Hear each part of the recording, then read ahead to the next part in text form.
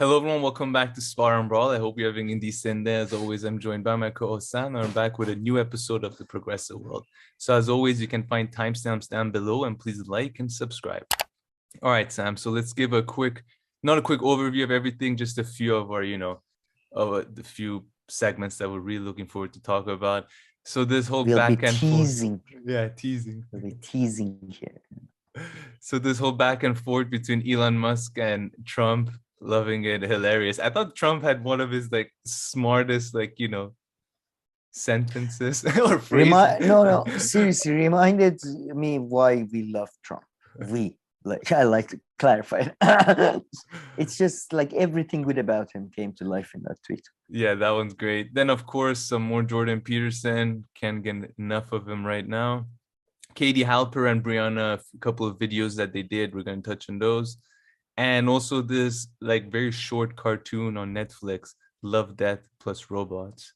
Sam introduced me to it. We're gonna talk about that in the beginning, right? Yeah, we'll get to that. Yeah. But okay. I think that's it. Let's get one more thing that we wanted to tease. You bastard, you forgot this. So yeah, do you want to say what this is quickly? We're gonna have a little chat about the Unification Church, which was the church that partially was the cause of why the person who killed Shinzo Abe. Okay, yeah. That was what he was angry at Shinzo Abe for having a relationship with them.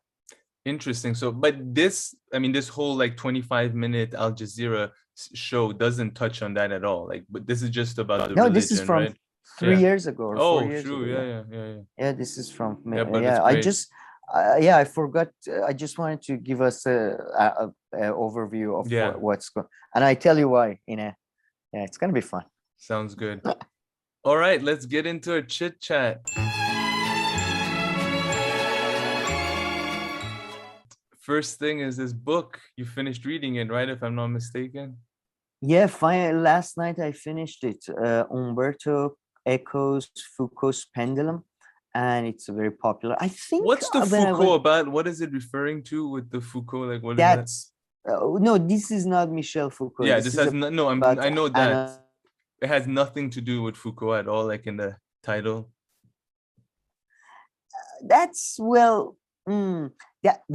device you see there in the picture, that is a Foucault's pendulum. And this is another French, sort of a physicist, or more like a maybe he was astronomer. Not astronomer. He was not an astronaut for sure, but astrologist. No, not astrologist. No, astronomer. No, okay. Not a. Back then, stars and stuff. A star and planets and movement of planets. Okay. And then, man, but this is Foucault's Pendulum. I'll come back to the title, but the device, it's explained, I believe, 4 times in the book, in detail, specifically. In the very beginning, there is an explanation. Then again, in the very end and stuff, that this device is used to prove, I don't know, Earth and Sun movement. They explained, and this was okay. I'm so glad I'm not an engineer, because probably thousands would have died if I designed anything, because they explained 4 times and I still don't understand. It's a device that they use for determining. It proves that, I don't know, that planet rotates around the sun, but it doesn't rotate. I don't. But it's one of these devices that scientists use to prove that, they could have just told you and you would have said, okay, man, I believe you, but no, you have to come up with a thing. And so Foucault, but then it plays a big role in the story as well. It plays a big role as a sort of a device. It's not not as a scientific device, but as a device. Do you think you're gonna ever read the book? It's fiction, but it's sort of it's about people writing a book themselves. Okay, that is historical book. It sounds very tempting and interesting, but go ahead, tell us all about it. No, no, I'm it's not gonna okay. spoil it, but I'm gonna try first not to spoil it. If you're interested, then if you're not interested, then I'll spoil it. Yeah. No, my book So reading consumption is really not good these days. It's me too, man. But barely you're a reading book per the. month. But not even, I'm not But even reading nonfiction books. I'm just not reading anything, any books. But yeah, go ahead. all right. Well, I thought you're reading the short history of Germany. Yeah, exactly. It's such an easy, quick book to read, and I've read it like I've spent like maybe a total of like 2 half an hours on it. And then the And it's back it says halfway through. pretty much, and the back it says a book that you can read in an afternoon. But but in Foucault's Pendulum, by the way, by Umberto Eco, famous for In the Name of, which is a great. I've seen the movie, the one with Sean Connery in an old temple, not temple, I don't know, like in a sort of Christian thingy, and then it's an amazing movie and an amazing book, and he wrote a thing about fascism essay, I think it's, and all that. But this story basically is about a guy who's into history and he's writing his thesis about history and like cultural history and all that. And then he finishes his studies, but his studies lead him to read about the Knights Templar and what's the name? You know, the Knights, what's the name they use in this? God damn it. I forget, but you know, the secret society that is controlling all the world, the Templars, you know about them, the Templars. the Templars, no. I mean, the Templars is a name that they use so many names. It's just my brain. Templars, like in among, you know, there's this whole Freemasonry sort of conspiracy theory about the world that there's a group Like of Freemasons. Illuminatis? Oh no. Yes, Oh, Illuminati. Yeah, that type of thing. Knights Templar are very much part of that, and they were Knights Templar. They were basically the whole thing starts with the Crusades, and you know, the fact that these were the they were knights that were going to fight in the Crusades, and that leads to development of a banking system. Some of it which is historically accurate. So Umberto Eco is mixing history. In a way, he's deconstructing, as some people say, like conspiracy theories, because he's mixing real history with sort of conspiracy theories, right, but he explains how he's making the connections. So there's this character basically, and he gets to familiarized with let me just with his thesis about these sort of secret societies in Europe and stuff, right? mm-hmm. And let me see the name I'm looking for. Yeah, Knights Templar, I guess. Anyway, and then I mean, there's details. He travels to South America. Did you know you've been to Brazil? That's why I asked. Do you know about this sort of ceremony or this Umanda religion? No, never heard about it. Say it again. No. Umanda. Yeah. Is it, but who Sorry, practices it? Umbanda. But who practices this religion? Is it like a native? Brazilian.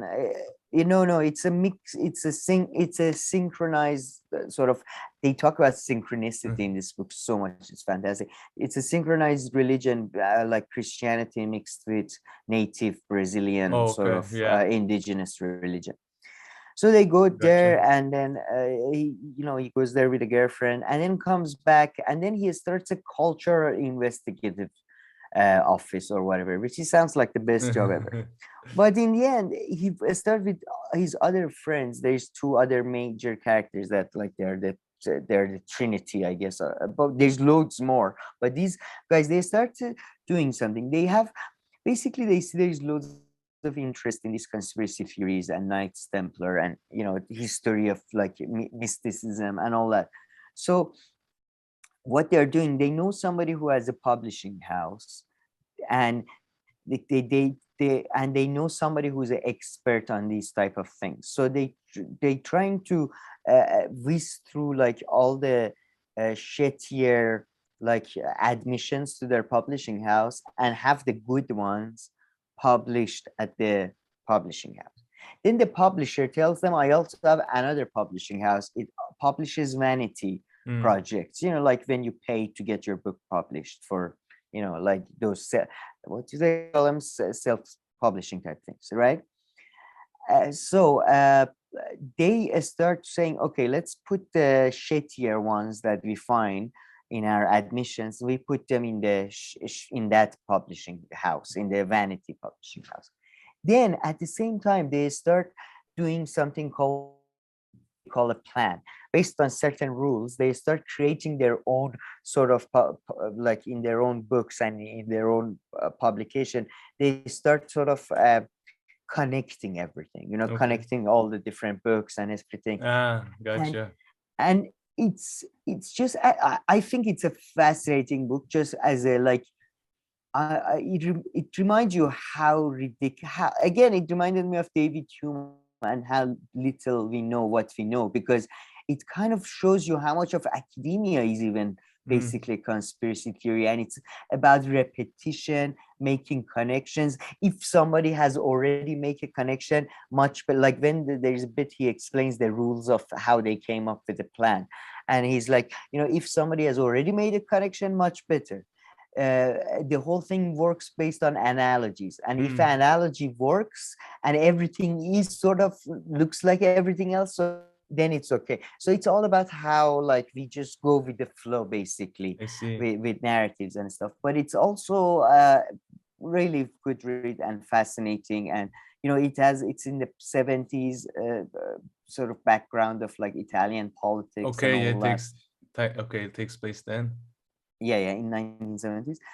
The last chapter was a bit of I felt a bit thrown around by the last chapter, because up until the last chapter, although there is a bit of a ominous tone all throughout, it does read as a satire to me. Like, I mean, just before the last chapter, they start discussing the hollow earth theory, and it's just, I felt like, it was fun, but the last chapter really threw me off. But do you want me so you didn't to like spoil it, or yeah, go ahead. Should I? Okay, go ahead. No, I'm very ambivalent about it. It reminded me of The Prestige, the movie you remember with Christian Bale. A spoiler alert for that movie. But in the end of that movie, suddenly it becomes a bit more science fiction-y, more than you expect. Even though throughout the movie you're told that we are doing this weird science and blah blah blah. But then when actually somebody clones somebody, you're a bit. And in this is because it's fascinating. I mean, the ending is fascinating, but almost the sort of a actual mystical thing happens in the end. And it's almost like, it's so funny because it's the conspiracy theorists. They have become so obsessed with their own conspiracy that when they see actual magic, they can't believe it. They believe their own bullshit conspiracy, the fake conspiracy, but they don't believe actual magic. But that was the presence of sort of that surprised me, and it was very dark. So I genuinely didn't think it's gonna take such a dark turn like that. Like in the beginning you're warned, but I didn't think it's gonna be like, I thought it's a fake sort of warning. Yeah, I see. And I thought I must say the very, very end was slightly too romantic for my liking, and about creation of art and all that, but it was amazing read. Very nice. So, do you have the book, or are you reading it on the computer, or? No, on the computer and audio. I listen to it mostly as an audiobook, but I had to be the names and stuff. I had to have the book. And the audiobook on Audible read by Tim Curry, which was so good. I love Tim Curry. Tim Curry is a famous British actor. Famously was supposed to play Joker. He has a great voice. He has one of the greatest voices. And maybe I'll give Audible a try then. Maybe I'll listen to this book, because on YouTube, if you want. I've like recently I don't really find something to watch. I don't know. Sometimes you go through these periods. Yeah, man. I Interesting. agree. I would like to listen to that, because I mean I've told you this before. Non-fiction books. I mean, some books I've tried listening to audiobooks a few times, but maybe it wasn't the right book to try. I tried to listen to what's that economist name again? The guy about the market. Well, they twist this stuff about the market. Adam Smith. I I tried listening oh to my god, Adam no. Smith book on Audible. I didn't understand one thing. But do you think that was more the book than the medium? I think that was more the book. Yeah, and I That was one like was walking around and listening to it. It wasn't possible.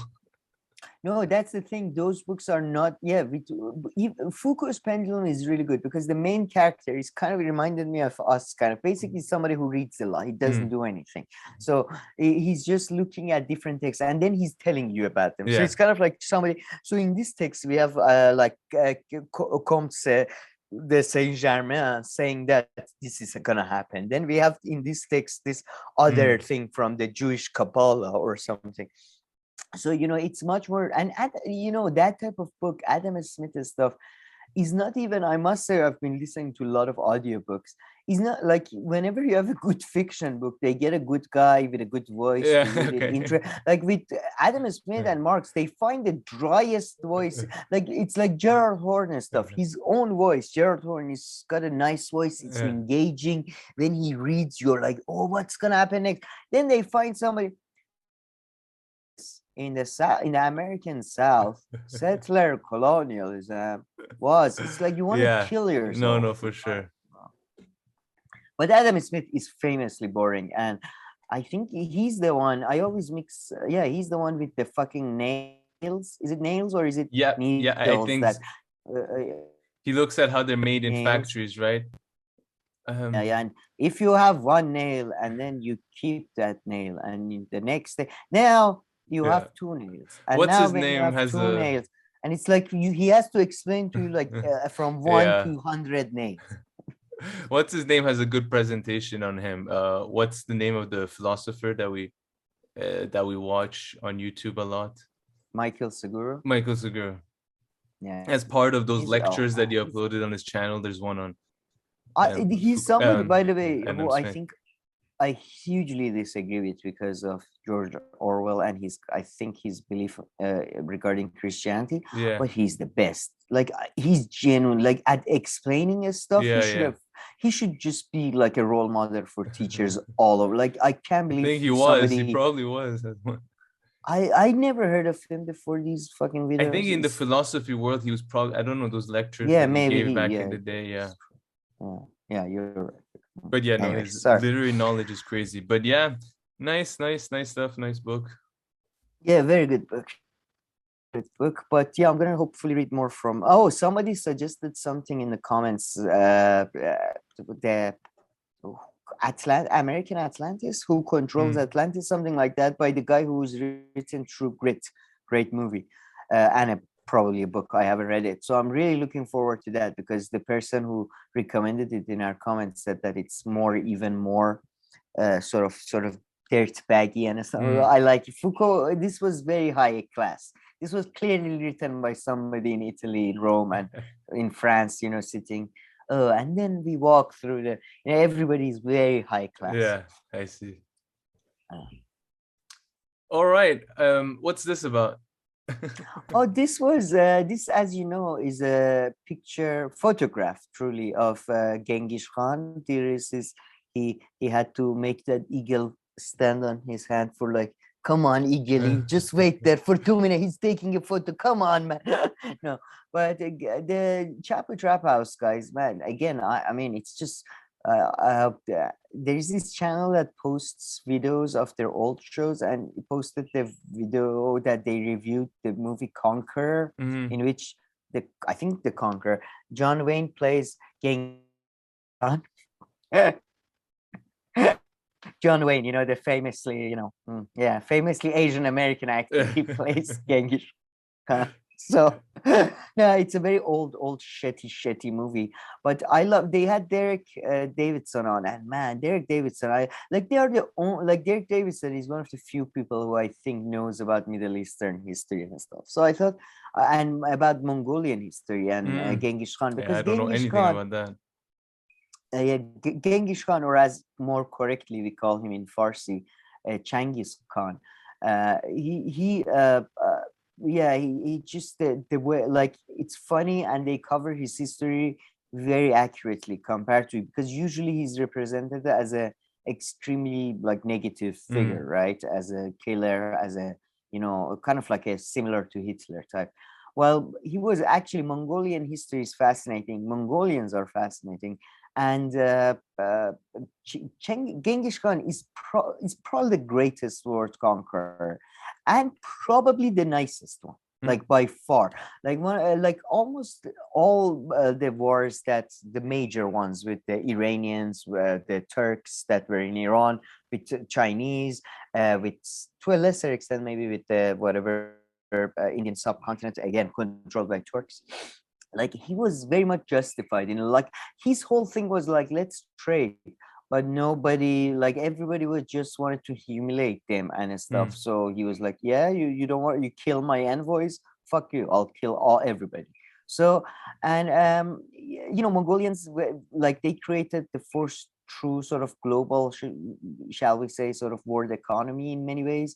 They like Mongolians rulers, I believe even in China, it was Mongolia's first case of paper money. Like, you know, see, like they would have, I think, animal skin, and they would, you know, stamp it and that type of thing. So yeah, it was very good video, fascinating video, and I really highly recommend. Genghis Khan, fascinating character, truly, like in throughout history, I think Genghis Khan and Cyrus the Great, like top two. Like nobody even comes close. I see. But yeah, but so it was just so good, so refreshing. Some, like, you know, some people talk about something that they know about, you know, and with the complexity and with the level of like self-awareness that, okay, this is as much as we know, this is we don't know, this is, you know. Very nice. Yeah, I don't know anything about him whatsoever. And man, I like, I hadn't seen The Conqueror since I was a kid, right? John Wayne, you know, playing Genghis Khan, and listening to some of the bits they played, some of the bits, John Wayne's delivery is so, my mother, what is this doing? You're here in this Gobi Desert of flowers. It's just, he's so funny. He's so, it's apparently even at the time it was badly received. As a kid, I liked it because I liked anything with, you know, Genghis Khan and swords. So, you know, whatever. Oh, so now we have, what was it called? Love, Death, and Robots? Love, Death, and Robots. And plus whatever. Yeah. Yeah. Love, Death, plus Robots. So yeah, you told me about this. I watched one episode, but yeah, give a little overview. It was interesting, but before getting into the episode, I mean, it was funny. It was really entertaining and so super short. But based on what I've seen, each episode looks totally different, right? I see. So, but it's always an animation. Yes. It's an anthology animation series on Netflix. It's been out for 2-3 years. I've been saving it for a long time because I don't have anything David Fincher going on. It's been executive produced by David Fincher and Tim Miller. David Finch. Oh, I can't believe you're friends, really. Sometimes I just want to bang my head again. The director of Seven and Fight Club. Oh, all right, that guy. Yeah, I know. And Gone Girl, and like best movies ever. Basically, definitely. Yeah, him. What's his name? Nolan, Adam McKay. They're the best. And yeah, Tim Miller as well, the guy who did Deadpool. He's actually more involved. He directs episodes. David Fincher directs one episode, but it's an anthology animation series. There is some of the episodes share some similarities. For example, especially the ones that go for photorealism and are trying to be as realistic. Yeah, so this is one episode, for instance. This is another episode. Yeah, I look forward to watching this. And this is another episode. Yeah. But I've only seen this one so far. So what is this about? You tell the audience. Yeah, this is great. I mean, and I think I got it. It's only a 6-minute thing, but pretty much this scientists, they're messing around with yogurt and some, you know, yogurt like some products in a lab that have to do yogurt. And one of the scientists takes it home. Really yogurt. Yeah. Takes it home and puts it in her yogurt or whatever, to eat the yogurt later. And the next morning, pretty much whatever the compound was in it has kind of taken over and has like a life. So this yogurt, like bowl of yogurt, can now develops consciousness. Develops consciousness, can now speak and do stuff, and then it just becomes, bigger and more influential. And as it becomes more influential, how do they get Ohio? They somehow negotiate. They negotiate Ohio. What's the link? Like once it becomes powerful, like it goes straight away to the like here in this room, for instance. Sorry, this is the bowl of yogurt, and that's the president negotiating Ohio. Yeah, and that's the president on the other side, and these are his, advisors, people. No, but that's the thing. The yogurt is much smarter than man. So the yogurt keeps solving all the problems that everybody has. So, and then they're negotiating. They say, well, so what can we do for you to stay? And the yogurt is, I want Ohio. And they're like, Ohio? You can't have Ohio. And I love that joke. The yogurt is like, I'm going to China, and they're like, okay, give him Ohio. Like, so good. I'm going to China. Yeah. And then at the end of the ending, I mean, do you want to tell people? In the end, and then they get Ohio and everything looks there better than other places. And pretty much at the end, their influence takes over the whole country, and the yogurt like moves into the White House and becomes the president of the US. And I think the whole parallel, I guess, is I think the yogurt symbolizes like corporations such as Amazon. No, because they also then the yogurt. Oh yeah, this is so funny. The yogurt goes to space. Like they all want to go to space and leaving the people behind. Leaving the people behind. So I think that was referring to Jeff Bezos and these. So I think the yogurt symbolized like corporations becoming so powerful and taking over the country. At first, I thought it had something to do with COVID because the scientist taking home something from a lab, like the lab theory. But yeah, I mean, what did you? I mean, I don't think it wasn't about the dairy industry or anything like that. It's just funny that they picked yogurt. Exactly. The yogurt part is, first of all, it's narrated. The whole thing is narrated by the voice, and the voice is great. The yogurt gives humanity a plan to fix all his problems, but as the narration says, but the plan was given to. And as anyone would know, politicians can never follow any plan. So the apocalypse comes, and then the yogurt takes over. Then the yogurt creates utopia.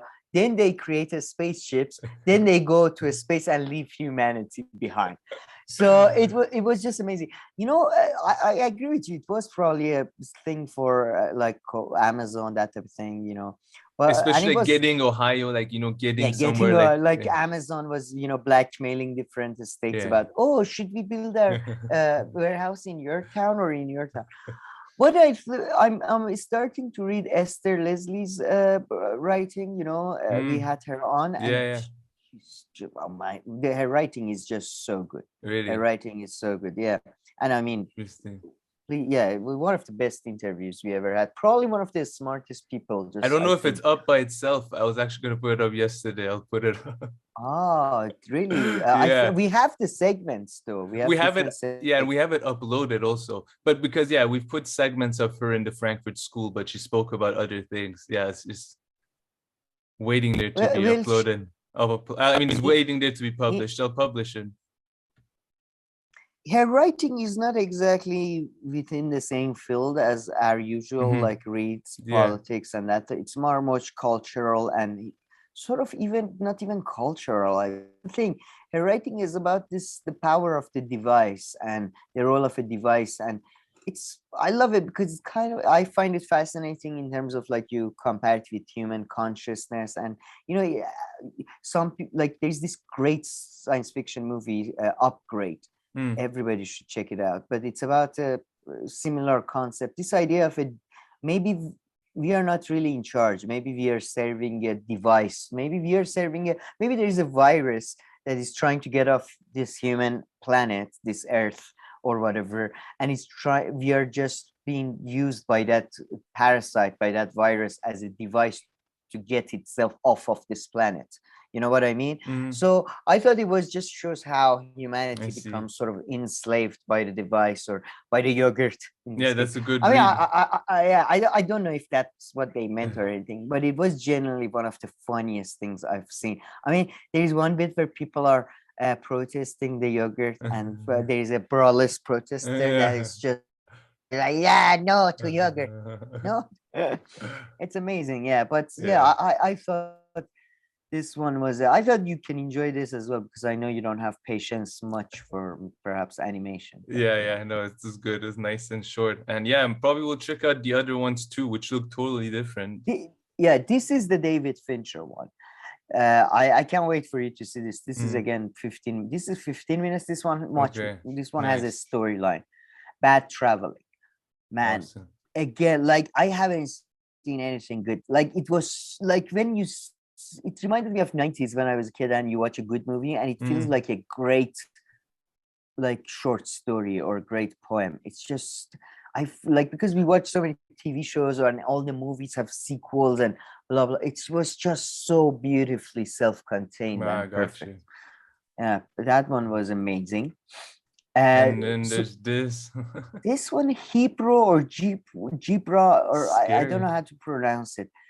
Yeah, man, I'm usually very anti-artistic stuff. This one is the last episode of the third season and doesn't have a dialogue at all, I believe. Oh, really? And I really don't like photorealistic animation too much. I usually don't like artistic stuff too much, especially when it's like there is no dialogue. Like I live for good dialogue in a movie, but this was so good. This was like one of the most amazing animation things I've ever seen. The animation, the storyline, the use of art. I don't know how the fuck they did this, but it was just amazing. Like it was unbelievable. I mean, I hope you see it later, but it was just unbelievable. It's about a Spanish conquistadors in like coming across what could be argued as a siren, you know, those sort of mermaid-like creatures that call the ship.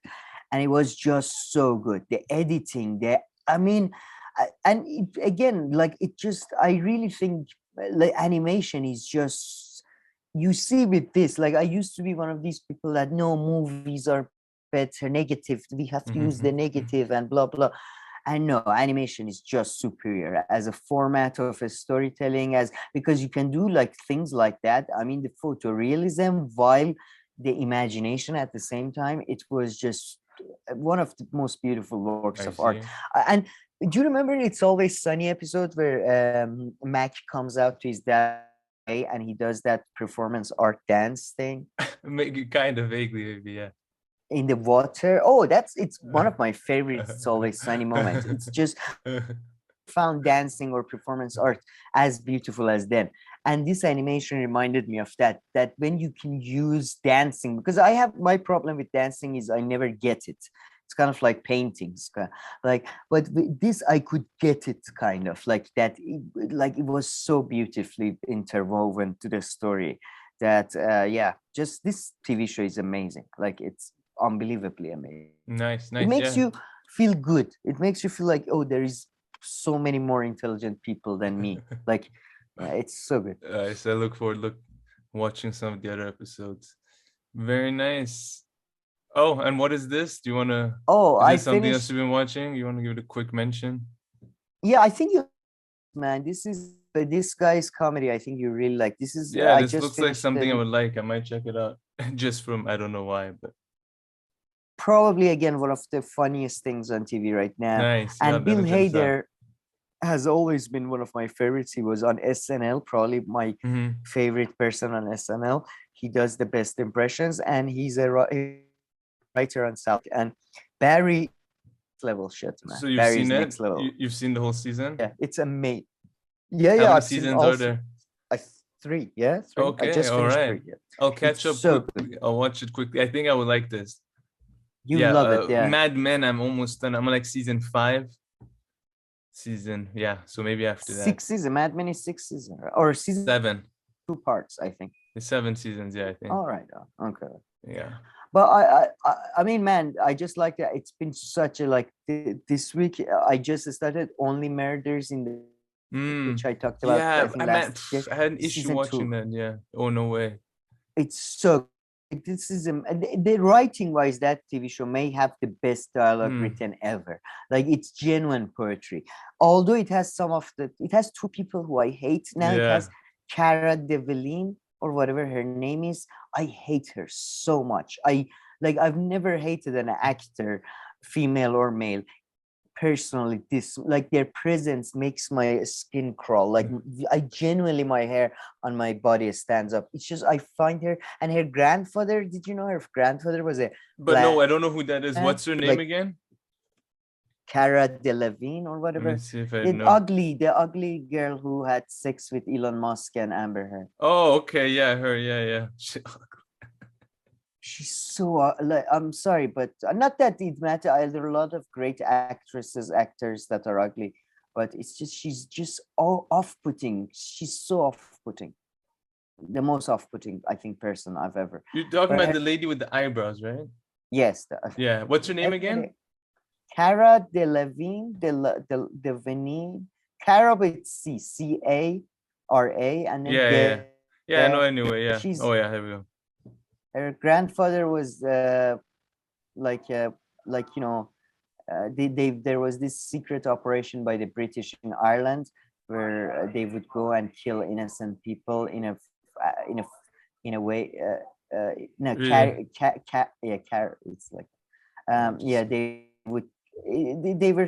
they cause agitation and fear among Irish, the Catholic. And her grandfather was one of the architects or one of the people. That's her grandpa, but yeah.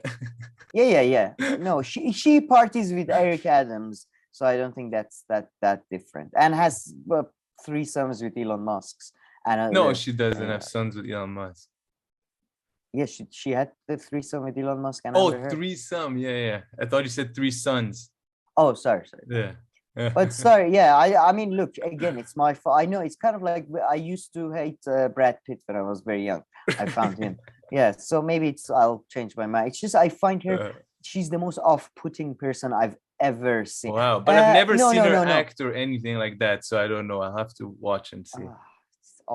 Sorry, Sex and the City lady. She's I hate her. Doesn't look. That's not how women should look like. Like, I'm sorry, but that's not a thing. Yeah, I don't. What do you mean? I mean, people do look like that, but she just pisses me off. I've never seen anybody look like that. Like the lady in Sex and the City, she doesn't even look that unless weird. It's a car. I think she does. The main one, right? We're talking about the main one, right? Yeah. Do you watch what's it called? Do you watch I don't like Desperate Housewives of like anywhere? I watched Housewives. Sorry, Housewives, not Desperate Housewives. Housewives. Oh, Housewives of Hollywood. Yeah, like that kind of stuff. I swear that, yeah. I mean, I don't know this. No, especially in the older ones, Sarah Jessica Parker. That's the one. Yeah. The one. I don't know. I always thought she looks like a parody of a cartoon witch. I mean, a little bit, yeah, because in the movie and stuff. But yeah, I mean, I don't know, man. I like these 2 people. Like, I find their faces again. Nothing. They are probably amazing people in real life or whatever, but I just find them really off-putting. So, but Only Murders in the Building is just, it's amazing. So I'm gonna continue watching that. Check that and out. What We Do in the Shadows is back. I haven't seen the first episode yet, but I can't wait. I don't know about that Shadows. That's the vampire thing. They live together. It's the best with the K1. What's his name? K1 Novak, the Iranian guy. They're so funny.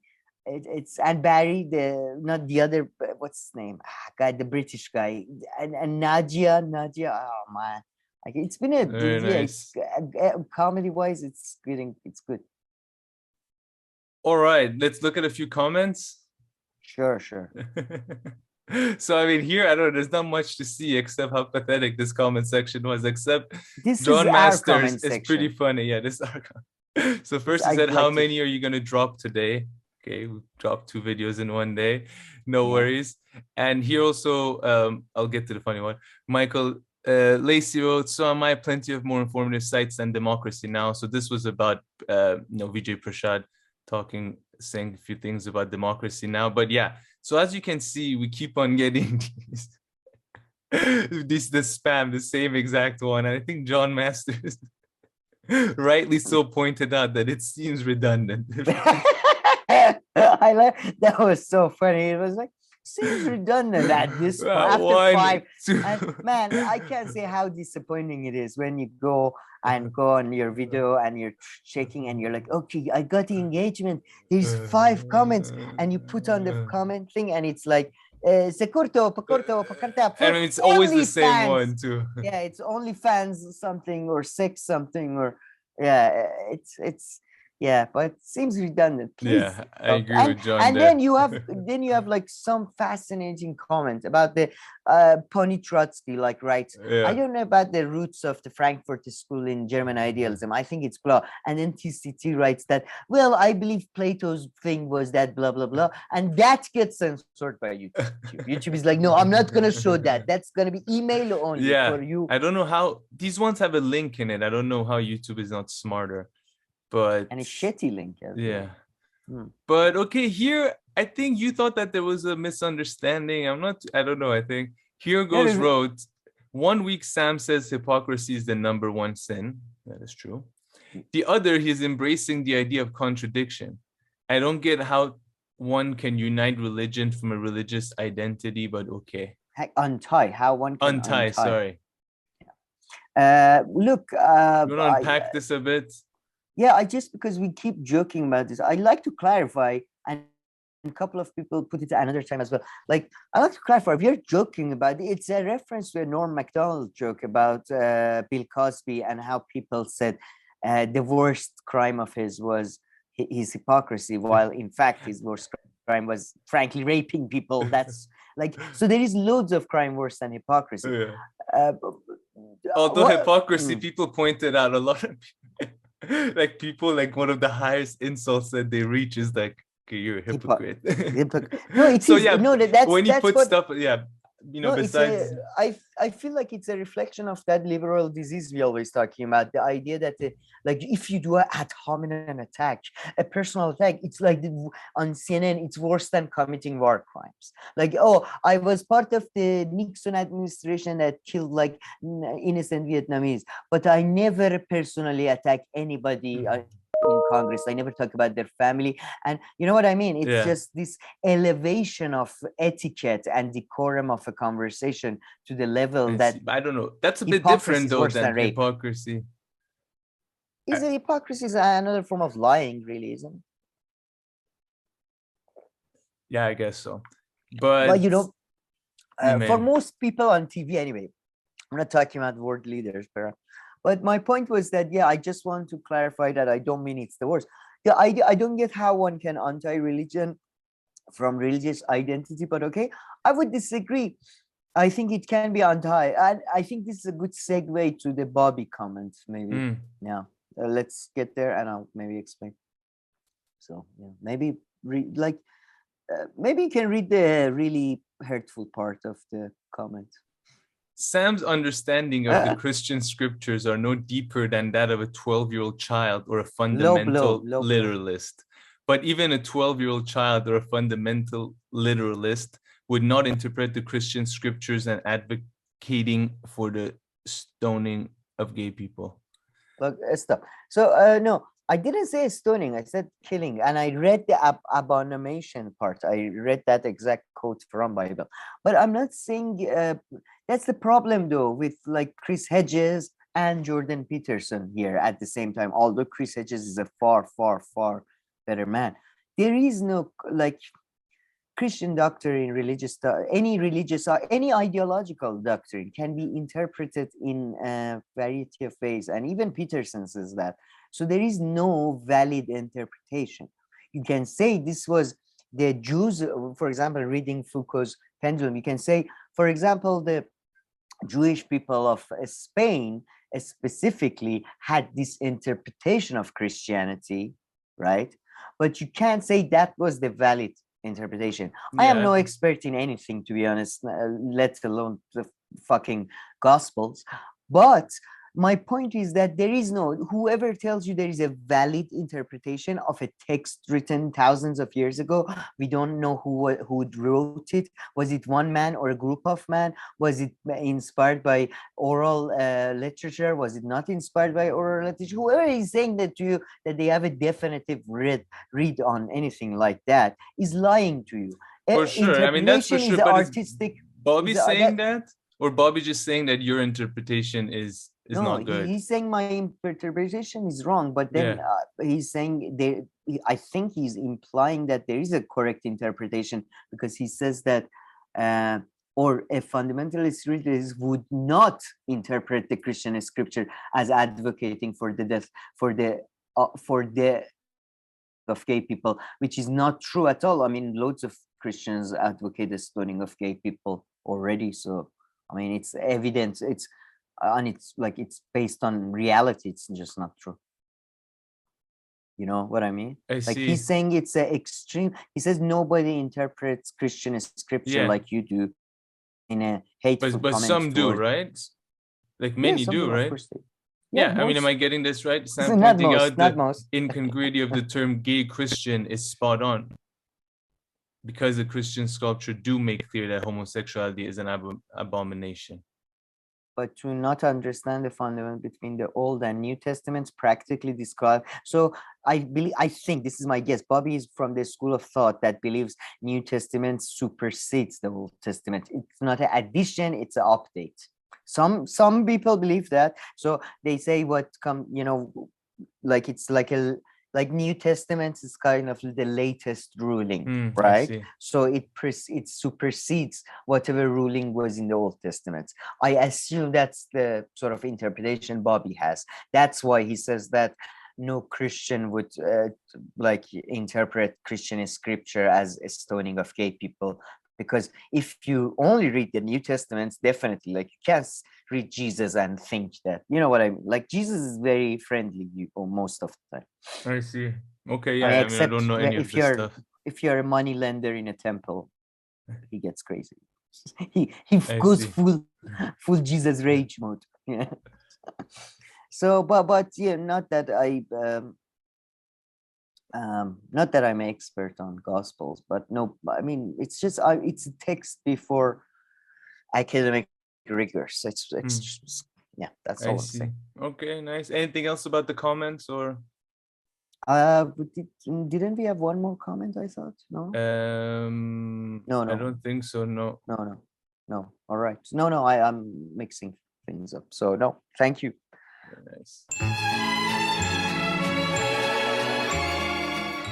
All right, Sam. So we actually have this Nomiki story that we forgot to tease. Not sure how that happened, but okay, here we are. So do you want to give a little bit of context first, or should I just get right into it? Well, I think it's not just a Nomiki thing. It's a bigger thing. It's the biggest issue we can talk about here. It's about many other things. We'll get into it. Hey, I'm dying to know how her race is going, but we make fun of polls when we see them, during the national election and all this, but now I miss them. I wish there were polls and we could see, because right now we have no idea, or maybe there are polls. I don't know if someone knows how to get polls for state Senate races. Please let us know. But yeah, Nomiki could be last or could be leading by 20 points. We don't know. What do you think? Great. I hope she makes it. That's my hope.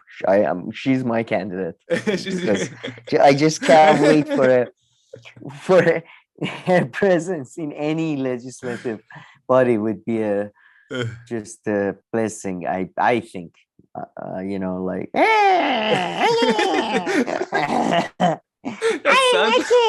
He's making money on YouTube. Greece, I'm Greek. It would be just so much fun. I can't wait for her to run for presidency or something. That would be great. But also, okay, you sounded like a witch and also like a motorcycle there at the same time. But okay, here are her tweets. So she tweeted at Gonzalez for New York, "Your action have consequences." So yes, we're also not aware what these actions are, but I don't know. Maybe there's a way of Yeah, finding that she out. did. I think before that, Gonzalez tweeted something, or I think it was before this. Gonzalez tweeted something along the lines that I don't want to do this, but one of the candidates, I just want to make it Oh yeah. clear that I've been born in this region or in this district or whatever, because one of the candidates keeps telling me, welcome Yeah. to Astoria. And it was so clearly Nomiki going, welcome to Astoria. She's just such a character I from know, the but Mean Girls. that's not actually like, I mean, you know, that shouldn't this is not a response to that tweet. But yeah, I I see. So think, that I probably mean, look, Nomiki considers actions, words, all of them. yeah. It's like Amber Heard. They're synonymous, like pledge and donation. Jesus Christ, man. All right, so your actions have consequences. Your tactics against us have encouraged supporters of yours to threaten, Like a harass, and Stalin. physically intimidate me, our team, and supporters. We don't feel safe, and it's got to end now. Nobody should be afraid to run, speak out, or campaign. So if she's afraid at this level of election, She's I afraid, could, man. She's running. I Oh could just my God. imagine. Your tactics. I mean, these people are talking about the local election. It reminds me of there's this genre of comedy in Iran when they focus on really local election in a rural area and how everybody's a rube basically, and it's so like that. Anyway, That she was local business owners supporting me are being local business owners. I mean, yeah, they they're have the to be best. local if the They're business owners. But sure. my cousin who runs a Greek restaurant, my other customers Are being verbally harassed by you personally. So this candidate Gonzalez is going around harassing them. Authorities had to be called this week after your false allegations led to someone she knows for sure that led to the someone coming, and yeah, she's responsible for it, storming our event and physically intimidating us. I think we have the video for that. Watch it now. Really? Just this morning at the subway, my volunteer organizer and I were verbally harassed and physically threatened by your supporter. This is bad for democracy. Oh my God, she had to throw that in there. This is bad for democracy. Let's be real. This isn't progressive change. We both have plenty of support from different parts of the district. Somehow elections win, though. Someone needs to get, you know, the votes and become, there's going to only be one winner. That's okay. That's what happens in campaigns. You focus on your voters, we'll focus on ours, and our opponents will do the same. But you can't incite violence. And then this is the best. This is just the best. With mass shootings going on, progressive lawmakers' lives being threatened just today, and evidence mounting that Mania government wanted to incite violence on January 6th. We have to stop this. So this is like she went from, she has very macro stuff, mass shooting, to very, very local stuff in the subway, to then linking it to January 6th. Your team has to calm down and let this campaign go peacefully. And then finally, commit to the same clean campaign pledge the 4 other candidates in this primary have already committed to. Wow. So yeah, she's more on their side, really. I mean, hey. Wait, I'm like, that analogy was just the snowballing the of stupidest thing ever. Somebody came to our event. I mean, but let's put aside, I haven't seen the video, so I'm not even sure, but you know, we were physically intimidated. This is a reflection of the wider mass shootings, and then January 6th government, and then I'm surprised 2008 financial crisis. Yeah, or terrorism. If there was if this was like, you know, the time where terrorism was a thing, should be like, with all the terrorist attacks going on, don't feel safe.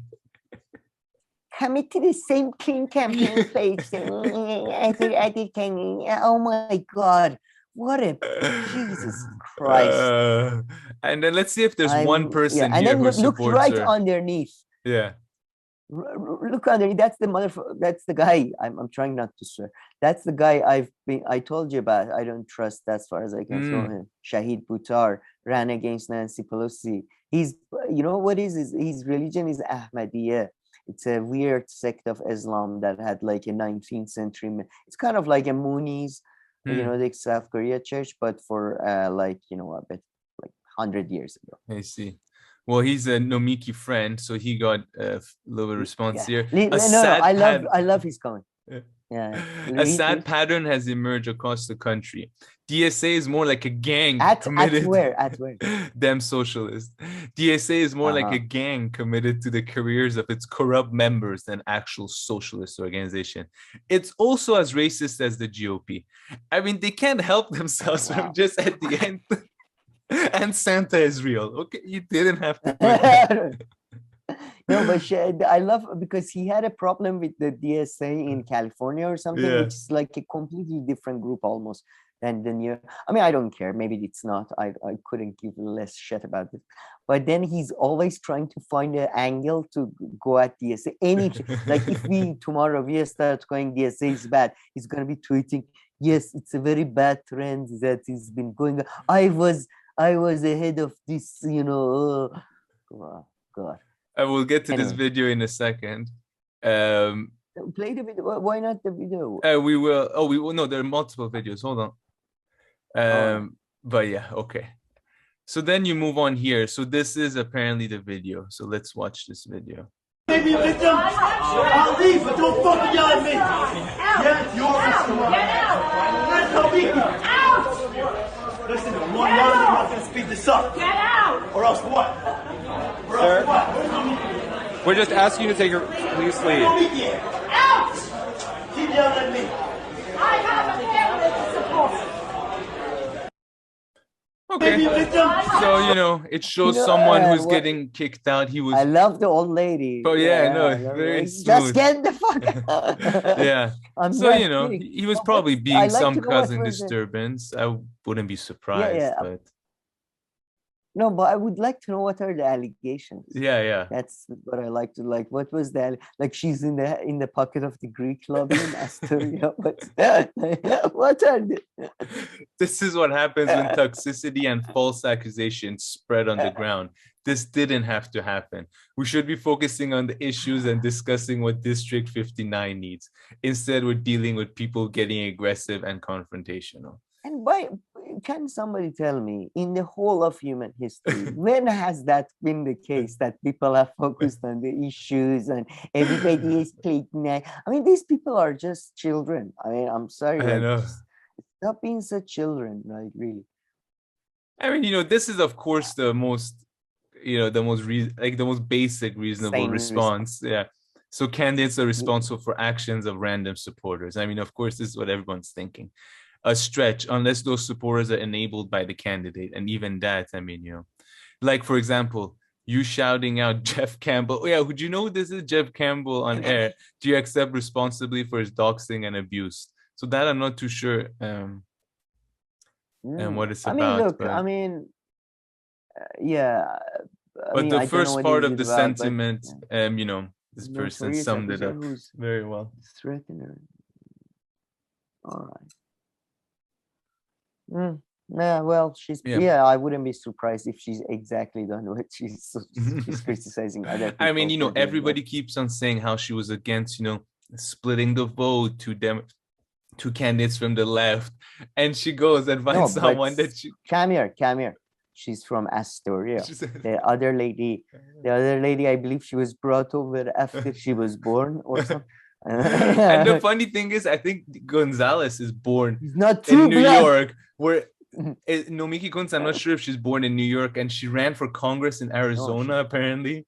I mean, her and Andrew Yang should get together. They seriously have the similar tactics. He operates at the slightly higher level, but they have similar is a much careers. Better operator. They have similar. I know what you mean. As in, they go for. There are certain things, but he's much smoother player, man. This is ridiculous. Yeah, she's had her smooth time too. Like Andrew Yang was smooth before you realize what it's all about, and her too. Maybe 5-6 years ago, she was slightly less annoying than now, you know. But now that you know what she's about, it's like she panics and she fucks it up. It's really bad. And you know what? Andrew Yang too, though. I swear. He's higher level a little bit fine, but I'm also not willing to give him that much credit at all, really. So. No, in presentation though, it's not even. I don't think. Yeah, barely a little bit. Yeah. This is more like equivalent of like Marjorie Taylor Greene on the right. I would say that you But just no, she's successful like, though, so I don't think that's a comparison. Yeah, that's a good point. That's a very good point. Well, that type of character works on the right better. But well, listen, she found her niche. Okay, you can't be moving the goalposts now. Okay, she found her niche, found the job. Yeah, that's true. It's too late to. Yeah, well, she can do Dave Rubin. Let's see what Shahid Buttar. Oh yeah, so this we already we saw. read that. Sorry about that. And Josh Fox. So here. Oh, the sexual harasser came out of the woodwork to comment. So who is this? He's the only friend. Josh Fox is the documentary maker who was upset because Michael Moore made a documentary about like environmental industry or something. Yeah, and then he's been accused of sexual harassment and stuff. And so everybody distanced themselves from him except pretty much like Nomiki. And so he thought this is a good point to come but now he's distancing himself from Nomiki then. No, he's not. He's supporting her. When I tweeted that I was supporting you and that I had donated your campaign, I was immediately sacked with an harassment campaign on Twitter, calling me a racist and other horrible things. These cannot be the tactics that we on the left employ. Truly scary and unfortunate. And by the way, in the response to this tweet, everybody on the left got an emergency sort of notification and went, we are not with this motherfucker. Nobody, there is no we here, okay? There is no we on the left with this guy. Yeah, right? This is like classic, suddenly Trump, we on the socialist side. Oh, what? Suddenly what? No, of course there's that, right? And of course, nowadays, any pushback is, harassment, or if you say like, I don't agree, no, your idea is stupid, no, you just spoke nonsense, that's like, And I agree with that. The same as me every week. Sorry? I agree with that definition of harassment. You harass me every week. It's like a constant thing. I'm like one of those abused wives. That is true. Based on their definition, you do. You do get abused. So that's the one thing. And then I love the second one. These cannot be the tactics that we on the left employ. Okay. There should be no starving children. Okay. There should be no violence and racism. By the way, I don't know anybody disagrees with that. Okay, let's say if there is a we and we are all on the left and all that, even if that's the case, I'm not one of these leftists that believes in fucking, we shouldn't stoop to the level of... No, sometimes you have to use these tactics, actually. I don't know what... it depends on the tactic. But let's say if you can send somebody to somebody else's event and disturb it without getting caught, definitely do it. As long as, you're following the law, as long as you can do it, without doing anything. No, I said without getting caught. Well, that's different. But like, we don't even know what that guy did. You're allowed to go and ask questions that you want at an event, or like, hold a sign saying Nomiki sucks. I don't know. I would have loved to see more of that event. Someone wrote under that video, why was this video recorded with a flip phone? And like, seriously, why was the quality of that video so bad? Maybe it was a stage. Who knows? I think it makes it look more original. Like, anytime if you want to complain about something, even if you film it on your iPhone, put like some kind of filter that makes it look like, it's kind of sketchy. And all right, yeah. This is accurate footage. And then there's this other video. So I believe she works with Nomiki, Doreen Mohammed. I believe so. So she wrote, I can attest to this. What does accost mean here? Sorry, read the tweet. I can attest to this. This person attempted to accost me as well as this event, even as an Asian woman supporting Nomiki. At this event, the vitriol, smears, and related harassment online and in person cannot continue to be enabled.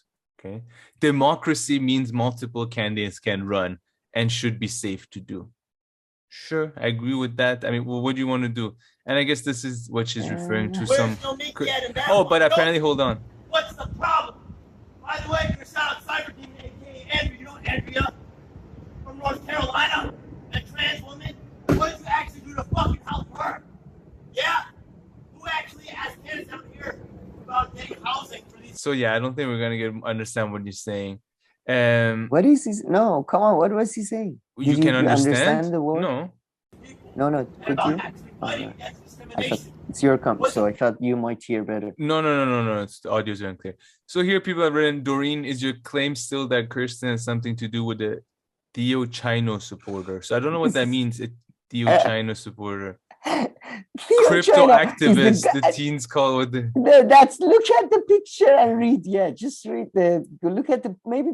Can you make the zoom? I mean, I love the picture. I don't know who Theo China is, but I love his jacket, pink jacket, and his job. I mean, Theo China, socialist, voice of the voiceless, tenant, and crypto advocate. It's just, oh my, what is going on in this world? What is going on? Sorry, it's just, I don't know. The teens come. certainly unsettling, but where's the connection to the Gonzalez? Can you point to anything at all that shows she or her campaign? Like, so okay, now we're just showing like random videos. Next, she's gonna post like an event, something happening in Kabul. Like, okay, no, yeah, exactly. She's gonna show one of those videos that they show that the drones are bombing somewhere, where it's all images from above, like night vision, all that, and she's gonna be, this was like my house, it was bombed by forces of Gonzalez. But okay, anything else to say here? Man, I would give anything for I would give some money for like a poll right now if somebody can behind the paywall. I think that's an idea. Yeah. Maybe we should start polling based on 20 local community-based apartment-based, I don't know, central this neighborhood. Responded to our text message. I mean, look, all I can hope is that she wins. All I can hope is she wins, and she is split. I mean, I really hope because the thing is, people are saying she's gonna split the vote to like for the Crowley to come in and win, Liz Crowley, but it's just, yeah, I hope she wins. I really hope. I don't want. Or if she loses, don't lose hope. Like, run other campaigns. No, 100%. I'll be like, listen, Andrew Yang, the next day he made a party or something. Yeah. So please. Nina, look at Nina Turner. She launched a presidential campaign as she was accepting her defeat. Yeah, exactly. Oh my God! Please, God, don't take this away. But yeah, we have. I mean, you can say a few things though. She's brought like international or at least national spotlight to this election. I mean, there's no way we would have known about Kirsten Gonzalez if it weren't for Nomiki. We are. I know. No, she hasn't brought national. There is nothing national about our attention or international, frankly. So, listen, a good. Like 100,000 YouTube people who are on YouTube now know about Kirsten Gonzalez. But man, it's just so funny because right now we don't know. She could be polling like last with like no votes, or maybe she's like third or fourth. Like, if I would love. Well, maybe there's a poll somewhere. Let's hope the Greek community must come out. The Greek must prove themselves. I swear to God. So just think of marathon. In the 45 to 55 Greek category, Nomiki is polling.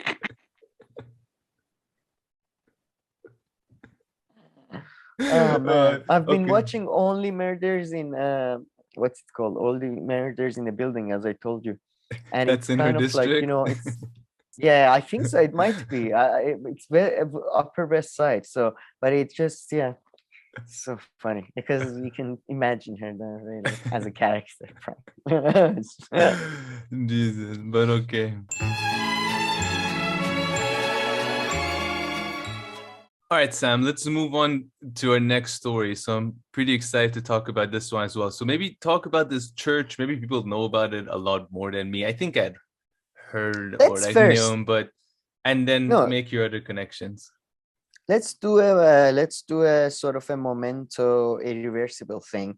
Start at the end. Sure. Shinzo Abe got, as Chapo guys put it, I think correctly, he got fucking owned by that dude. He got owned. Like Shinzo Abe, the greatest, the guy who was supposed to bring back the great Japanese empire back. Did you see the guy? The guy is like, wow, what a guy. He made the gun. He made 2 guns and I love the fact that do you know what was his that's where we get to the church. His grievance was over the fact that his mom had given all the family money to this church, right? That was the grievance. And it's so good. It's just, I love how personal it is. Like, like. And he was a follower of this religion, the Japanese prime minister. No, of course not. What? No. He was. So why did he kill him then? He had relations with them. He talked. Okay. Trump talks. Reagan had relations with them. These motherfuckers. But so I mean, why though? Why didn't he go and kill like the head of the church or something? Why would he go kill someone? That's a good question. I have no idea. Someone who was once in a photo. Yeah, exactly. It does feel a bit like that, but it's not quite like that because this is South Korean. This, as I think Matt Christman on Chapo puts it, it can be viewed as a cultural arm of the Asian Gladio. So, Gladio is the operations that Americans had in Europe. Like it was the Italian operation. But what is this a Christian? Like, is this a part of Christianity or it's totally different? No. What, this church or this operation? This church kind of thing. What's the religion called? Unification Church. Unification Church. Yeah. I mean, I have a great. I've been practicing this the whole week. They are called Moonies because they are such loonies. That was great. Thank you. Thank you. Oh, we lost 60 viewers. Jesus Christ! Over one joke. Come on. But yeah, they are called Moonies because their leader is Moon, something. I can never pronounce it right, so I rather not pronounce it. So, it was founded in 1954 under the name Holy Spirit Association for the Unification of World Christianity. So it started up in South Korea, but they're Christians. Yeah, but he claimed to be the second coming of Messiah.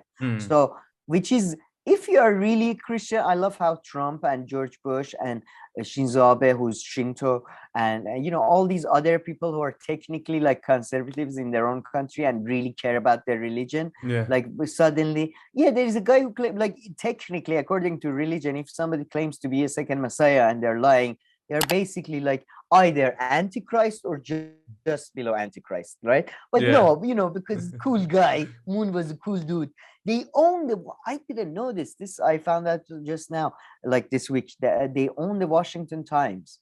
Yeah, that's crazy. Which was surprising to me, very surprising. And in this, there's a video of one of the sons torturing torturing somebody. Here, that's it. That's the video of him. He goes on to kick him with his leg. Yeah. Oh, it's before this. Hyunjin declined our request. Is it your agenda to isolate me? This is the senior son from the unification community. The following day, Reverend Shin is humiliated before members of the congregation.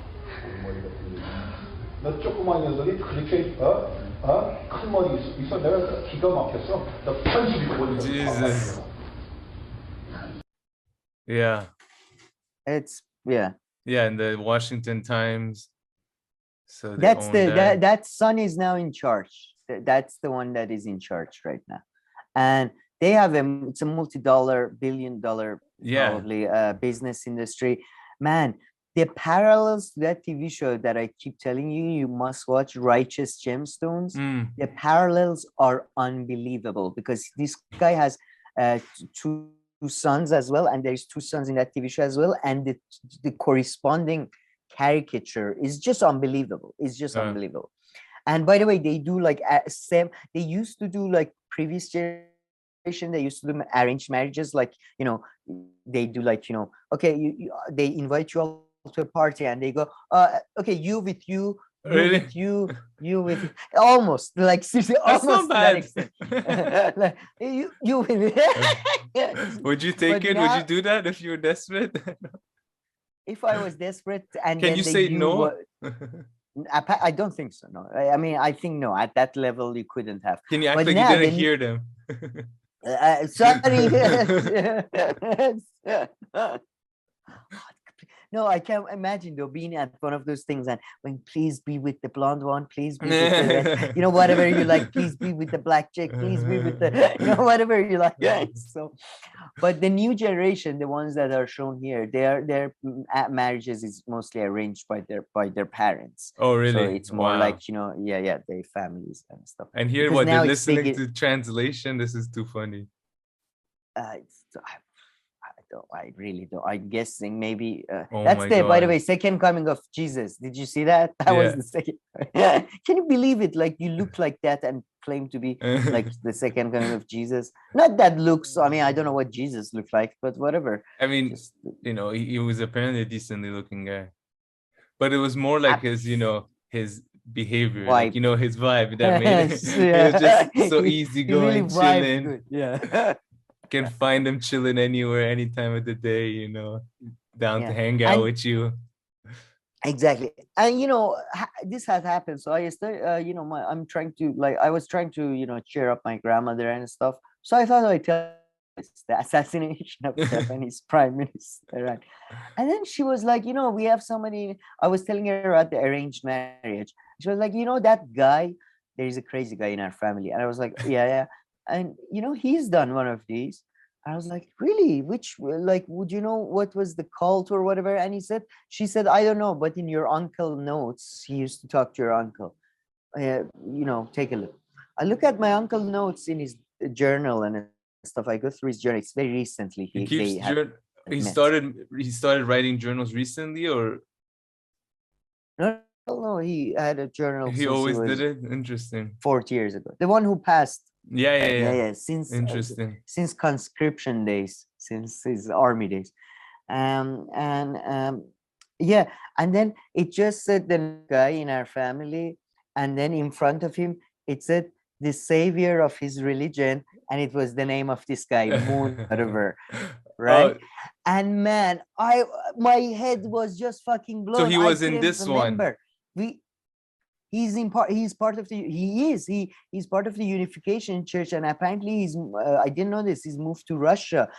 That's the thing, couple of years ago he suddenly started showing up with a Russian wife in Iran, and it was just weird because he used to study in the UK, and for years he was known as a psycho, like within the family he was known as I remember when I was very young, when I was 7 or 8, we went to their house with my uncle, and he suddenly started talking about the sexual organs are actually really good, they're beautiful, the vagina, one should always worship the phallus, but these Abrahamic religions make you hate the phallus is like, it was always like on the edge sort of kind of thing. But a couple of years ago, apparently he joined the Unification Church, and he's got a Russian wife now.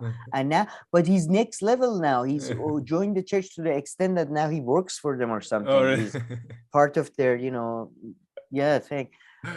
So I don't know, man. I'm hilarious. getting really worried about, especially one side. There is a specific side of my family that is really like, and then you see the genetic, like you don't want to believe in, you want to go with nurture over nature, but the similarities over generations is unbelievable with people across time and space. Like somebody, like a grandson of someone in Orange County doing this shit somebody was doing in like rural Tehran. It's like ridiculous.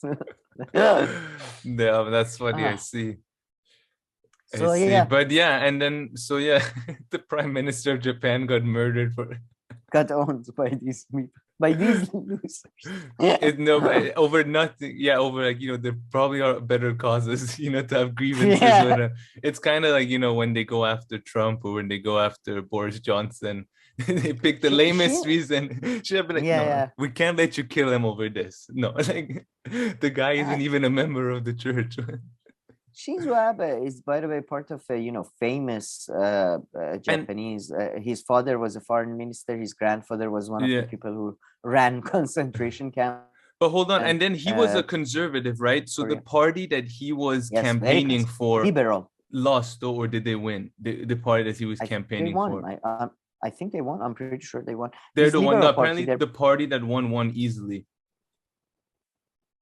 Yeah. He won. Yeah, they are called the Liberal Party, like by a name, I believe. But I mean, it was founded by his father, and in the post-war thing. And his father trained to be a kamikaze pilot, by the way. No. And they're Liberal Party. Yeah. And Japan, kind of like Germany, the idea of Japan being a democracy is frankly a joke. Japan has since maybe there was a couple of years socialist in 90s, I think, had the parliament, but almost exclusively post-war Japan has been ruled by a single party. And even before that, it was ruled by a single department, the MITI department, the Department for International Trade and Development. And it's a highly and these people have a strong relation with this church. Yeah, you're right. Considering the crimes they've done, my mom giving the family, inheritance away is not a big one. But I love the guy though. I mean, if your mom does that though, I mean, you should take it up with the church. I feel not Shinzo Abe, but it's still like I respect the. By the way, this is satire. I don't. He's a crazy person and a psycho. But it's just interesting to see somebody that dedicated, that go that far. I just hope that the mom gave the money to the church because she hates her son a lot. So she was just finding any other way to get rid of this money. They would respect it, but otherwise, oh my God, giving all your money away to an institution.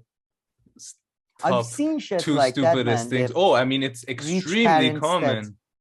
Or anyone, even rich or poor people. I mean, anyone from all levels. A lot of people give a lot of their money to these institutions that have so much money, their time to church, and their not money. even institution, man. Like people spending so much money on their cats while their children like don't have enough money for education. Or I don't think so. I don't think that's good. Yeah, I don't know. I've never seen that. That's among different. Rich. This is more of a rich people thing. Yeah, like leaving it doesn't cost that much for to their have dog. a cat. Yeah, oh well, that's crazy. Depends on where it's like. If it gets haircuts at a special place and if it dresses up for its nightly walks with the mom in the Well, I mean, look. But church or even donating to some politicians. But this is it's so funny though. They drew a lot of parallel for me to people we talk about MEK, Mujahideen Khalq, or this type of thing. They came about in like they are started earlier, but their explosion in membership, they really grow in 60s and 70s. Science, they have a lot of parallels with Scientologists, those type of groups, and I think they're that type of thing that we talk about a lot. The sort of they definitely give me that kind of vibe. But like, are they considered as legitimate, like by Christians? Like by like the main like which by like no. the Vatican and the Pope and stuff. No, but then again, I mean, look, depending on Christianity didn't. No. They're not. Even Mormons to this day are still not counted as a part of mainstream Christianity. But that takes time. All the different, there was a time where Presbyterians probably were killing Unitarians over something. But over time you develop sort of ties and you get over it. But no, they are definitely considered an outlier or weird. Yeah. branch of. No, they're But not. yeah, but great documentary to watch if anyone's interested on Al Jazeera. Yeah. 25 minutes. Very good stuff. Should we move About on? the Looney Moonies. Another, again, this. I'm going to use this pun. I don't care if you lose subscribers. Sure. Should we move on to Jordan Peterson? Sure.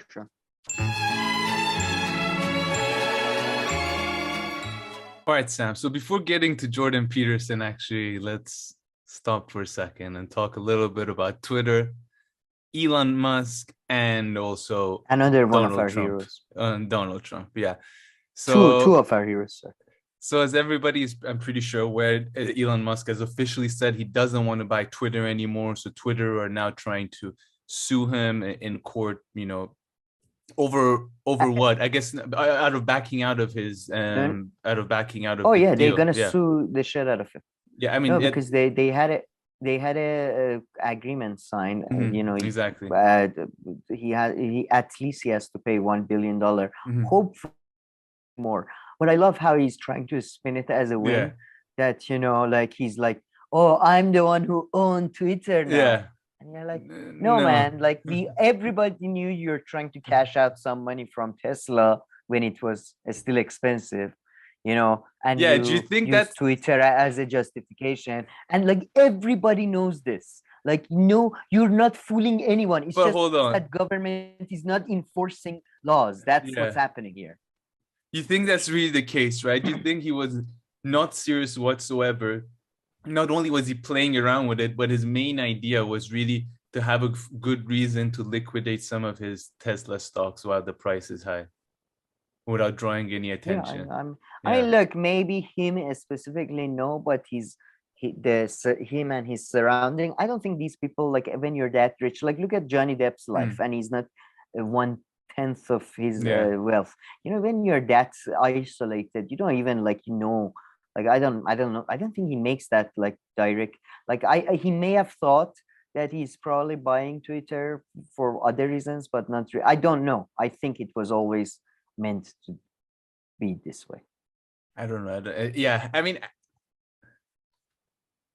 I don't know what my theory is even now, because I feel like that would have been really planned. But I feel like that would have been really like, I guess it's an easy plan to think of, right? You're like, okay, stocks possibly going down.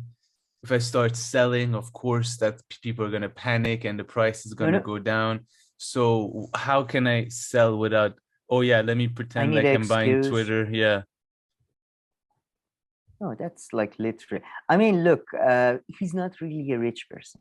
So not at all. He really isn't. That's why, like, I mean, who gives a fuck? But whenever they say like, whenever they say like Jeff Bezos is no longer the richest man, I mean, I'm pretty sure if you actually compare them, it's like unfair comparing that way, because all of his is attached to Tesla, whereas I'm sure he has a lot attached to Amazon, or the vast majority. But then you take Amazon's stability and him probably having cashed out a lot more already. But yeah, him, it's like all connected to Tesla right now. I mean, it's the case for most people, but for most people who are that rich. But I feel there's like a particular vulnerability when it comes to Elon Musk, I think, for himself. Yeah, I think I should have said he's not really part of the elite, in a sense that, you know what, like, I was looking into his factors. I haven't looked into it fully and all that. Like, his level of even infrastructure is a joke. He has like what, 1 or 2 factories or something for specifically talking about. Like the other companies, they were like doing a scale up comparison between his car company and other. I need to look into it, so I don't want to say too much. But he's nothing. This is all a fucking joke. It's unbelievable. Like, and it's I can't even. The more you look into it, the more you realize how much of it, like, the whole thing is a sham. His company is extremely, I mean, it's actually not really profitable, but somehow for him, it is at a personal level extremely more profitable than other people who like have shares in other car companies. Now, whether he's an employee as well in his own he's the employee, and whether his shares are so big. So, but man, I was amazed when I like realized how much richer Amazon is than car companies. Like, I think real car companies, they seem to have very high level of costs, I think. And so it just doesn't, the profit margin is not the same for them. It's like not even comparable, I think, how much money Apple makes compared to giant car manufacturers. I mean, I don't have the numbers, but I remember hearing or looking at it before. But yeah, but I was going to say something else about cars, which is actually counter a lot of other products in a way. But yeah, and I agree with you with Elon Musk. And the way. What's the car? I was just thinking, you know how you hear nowadays there's all products have planned obsolescence. Like Apple iPhones, literally, like their battery after 2 years become much weaker. Like the apps will close. Like it suddenly becomes a much crappier phone after a while. Cars are like one product. Not really, but Samsung, but I'm not. But cars are one product where like really this kind of shit doesn't fly. And over time, they've actually become so much more reliable and resistant. Like right now, you can go buy a Japanese car, German car, French car, any decent car, and literally drive it for decades. Like, do you think that's a historical exception in terms of, because Japan and Korea and very specifically their car industries and stuff was prompted up to help because car industry is also a modern industry. They leads to development of other sort of the industry. So is it a historical thing, or do you think that's going to continue? Because I can't believe I'm reading about Tesla. People have this kind of expectations from cars. I don't know. I mean, I think like at least culturally it became so powerful that they have to. But how did they manage to sell Tesla? Because according to everything I'm reading, it's one of the shittest cars ever. Like, I mean, even if it is one of the shittiest cars, all other cars nowadays are so reliable. So I'm pretty sure, it is probably, a level below and has more problems. However, I mean, they do sell a lot of their cars and people ride them on a daily basis in developed countries. And, so they have a product out there. Now, whether it's the same as, whether in 5 years I don't know anything about engineering and stuff. It's just I'm reading, but I'll provide references next time. I feel bad not having references too much. But, should we talk about, before just going to Trump though? Yeah. I wanted to talk about one thing first. Yeah.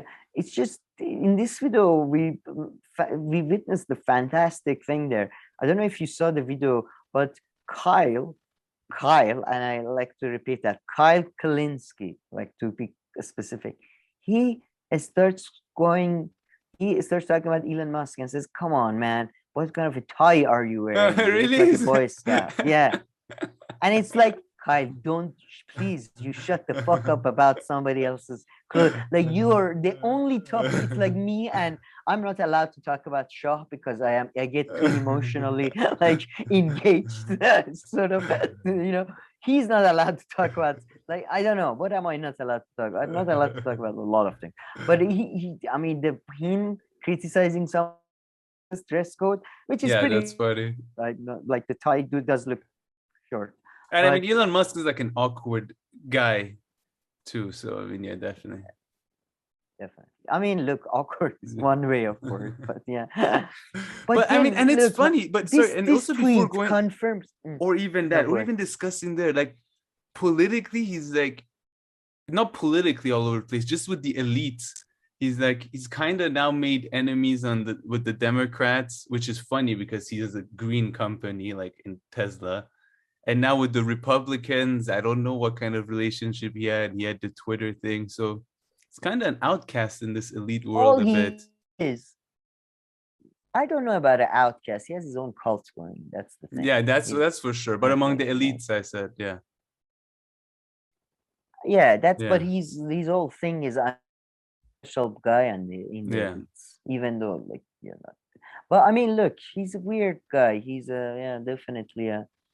Like I've been reading a bit more about him recently, and I still don't understand what kind of talent everybody's talking about. Like PayPal seems to be his only real achievement. Like everything he's done has been a failure, it seems. Listen, if you actually have the chance, I'd be curious if you have the time and interested. I'd be actually curious to really know his full role in PayPal, because PayPal, of course, there were 2 or 3 other people.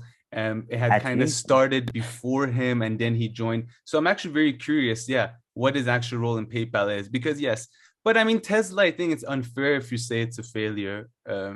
I think that's a bit I think it's unfair to say that. His other projects definitely, I mean, I don't know much about the space stuff, and as Chapo Trap has pointed out, I mean, his tunnel one is like the biggest joke, but I mean that one just borders on like, you know, ridiculous, like childish level of joke. Whether it's his actual idea, the one where like with the conveyor belt, or whether it's literally like someone driving you the in a original car story of the idea. Yeah, both of them are problematic. But yeah, and oh man, but Chapo Trap has pointed out the funniest thing about how Dutch people are apparently huge Elon Musk fans. Is that, have you noticed that? I've never. No, I don't know about that. That's the first time I heard that. I even didn't know that Dutch. I know Dutch are famous, you know, for smoking a pancake and you know. I used to be a, you know, Nazi, but I'm not Nazi. But I didn't know they are famous for engineering as well. I mean, I know they're famous for dams. Yeah. Not dams, dikes. Sorry, dikes. But you know, and reclaiming do you remember land. the Petrus? Do you remember Petrus? Not Pet. I forget the English. There is an American story. It's not even a historical story, but we were in a school. We were taught this Dutch boy who puts his finger in a dike so the water doesn't come. No. In Persian, it's an American story. It's not real, but fuck, I forget. They call it trust the sacrificer or something like that. Anyway, the selfless, whatever. But yeah, and then Trump not happy. So I've never seen Trump. I mean, Trump wrote all this, so let's read. When Elon Musk came to the White House asking me for help on all of his many subsidized projects, that's funny. Whether it's electric cars that don't drive long enough, driveless cars that crash, or rocket ships to nowhere, without which subsidies he'd be worthless, and telling me how he was a big Trump fan and Republican. I could have said, quote, dropped your knees and beg, and he would have done it. No, I've never seen Trump write something this long and this clever and this accurate, and not accurate, but at least makes sense. When he's owning people, he suddenly becomes fucking Voltaire or like rational. Like this, like, you know, he didn't go overboard. You know, he said cars that don't drive long enough, driveless car that crash, rocket ships to nowhere. He should have said drop to your knees and suck, but he put drop to your knees and beg. But you know, no, this is a good one, right, Trump? Yeah, I mean, look, that's what, and it confirmed my long-term belief. We talked about this, that the left, the only thing you can offer at this point is power. You offer power to somebody like this, and you have to put up with their problems. They go for, look at how pleasure he's getting out of this, and I get it, because these, like, I miss these people, and they come, like, they're much rarer than, even though they're shit, but you know, he enjoys power more than money. You know, that's the thing. And you know, and this is so good. I like it. Happiest person in the White House ever. Yeah, when he's owning people. Yeah. But if the left had focused on, like, you know, getting a couple of people like that who enjoy taking it to others, you know, because look at the Shinzo Abe kill. Yes, or a right, you know what I mean? It's the personal grievance that motivates people. It's not social beliefs. So we need somebody like this. I wish you put the reply as well. Elon Musk replied, I don't hate the man. I don't, not to this, like, put the picture, because this is not Twitter. Yeah, this is his own thing. Yeah. Truth or whatever. Truth bomb or whatever. And then Elon Musk, I don't mind the man, but I think it's time to move on. And this douchebag, and I read some of his stuff about, I believe government should stay out of economy, except when the subsidies are helping me, or the investment in the infrastructure is helping my project, or, you know, what a douche. No, seriously, yeah. And his Twitter game and stuff is so lame. Like the memes that he put, to, you know, say how oh, now they're going to court, so they have to reveal how many bots they have. Chuck Norris, so I won. Yeah. Very original. Very original. Well done. No, seriously. But yeah, anything but else? He's kind of like, you know, no, it's a good segue to our next topic though, because he's like Jordan Peterson and some other people. I'm not as much though, but you don't see anyone, in comment sections, people love him. Like they love him so much. Yeah, I mean, I don't know if yeah, exactly. But yeah, the PayPal thing, I'd be interested if somebody knows more. I mean, I've looked a little bit, but on the surface, it's Sure. you can dig into it. But I feel like that would be a good story to see his role there.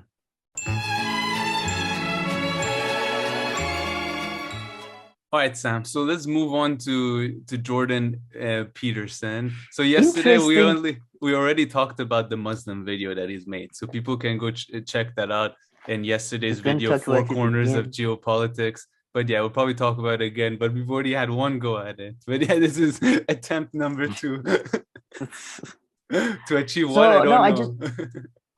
Well, he gave a message to Muslims, and by the way, nice choice of picture. This is his Xanax era, I think. Oh yeah. In his 2 eyes. This is the era he was dependent on benzodiazepines. Love the picture. Anyway, yeah. Anyways, I put forward to you a theory that I have, that he reminds me of certain Iranians who were the ideologues of Iranian revolution. And in this version of history, which is the version I'm giving you, which is a highly subjective and biased one, Iranian revolution, Islamic revolution, whatever you want to call it, 1979 revolution, is a reactionary event. Is a reactionary event, in my view, very much perpetrated by the exact same people on left and right. The people who were in 1960s were protesting in France and in Italy and in Germany and in America and in Iran. Same group of people. They even went to same, like half of the leading protesters in Iran were graduates from American or European universities that had come back to do further studies in Iran, right? Then you had the other side, which was the reactionaries and the fundamentalist religious groups, and these were the cultural mainstream. You always also had a lot of other hardcore groups with weapons, but these were the groups that carried out the Iranian revolution.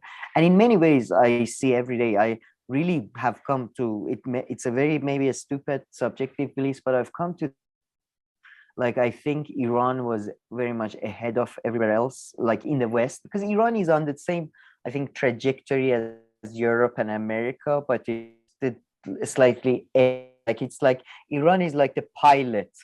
Like you go read 20 years ago of Iran and you get today of America, and to a lesser extent Europe in some way. It's like everything happens here as a first you have Ahmadinejad in Iran get elected, then the pilot works. Okay, now we have Trump there, we have Duterte over there, we have Bolsonaro. First we have the Green Movement, then 2 years later, okay, it's time to do Arab Spring, guys. It's like the pilot for everything.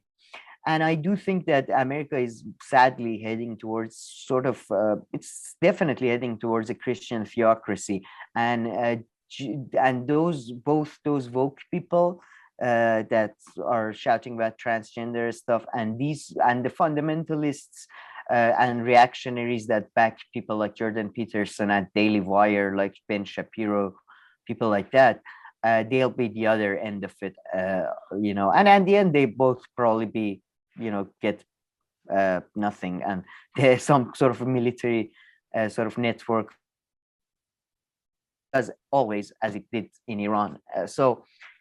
But I'm saying, and I brought a couple of readings from the 2 other people just to illustrate, to see if maybe I'm mad, maybe I'm drawing too much conclusions, but I brought some readings to read about.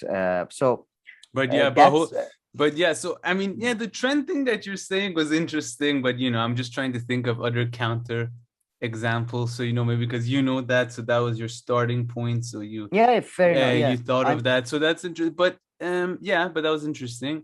And then though, I would say, but so I mean, America and the US, it does seem to be moving, like going back a bit more towards Christianity, if it was ever there. I mean, I'm guessing it was. No, it's more going towards a Christian theocracy rather than going back. So? Yeah, I mean, definitely. I mean, I would, we're going to talk about it. Brie had an interesting radar on it, although it was full of contradictions, I would say. But I think it's, definitely.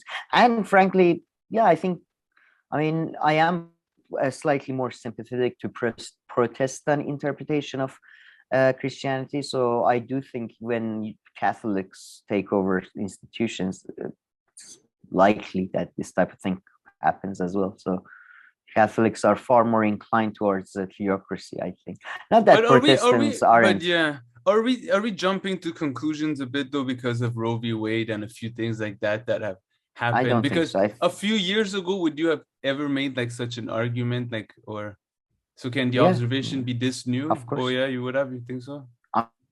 If anybody remembers, George Bush years was a big Christian right was bigger in many ways, at least more culturally part of conversation. If you look at the last 100 years, there has been a trajectory, especially if you look at the last 40 years, since Reagan, since basically the Republicans, since not just Republicans, you had this similar thing in the UK, you had this thing in Iran. That's why I say it's on the same trajectory. Since you had the right fingers, instead of coming increasing, I think largely due to the disappearing effects of Cold War, sometimes like during the Cold War, they turned to religion as a way to combat communism.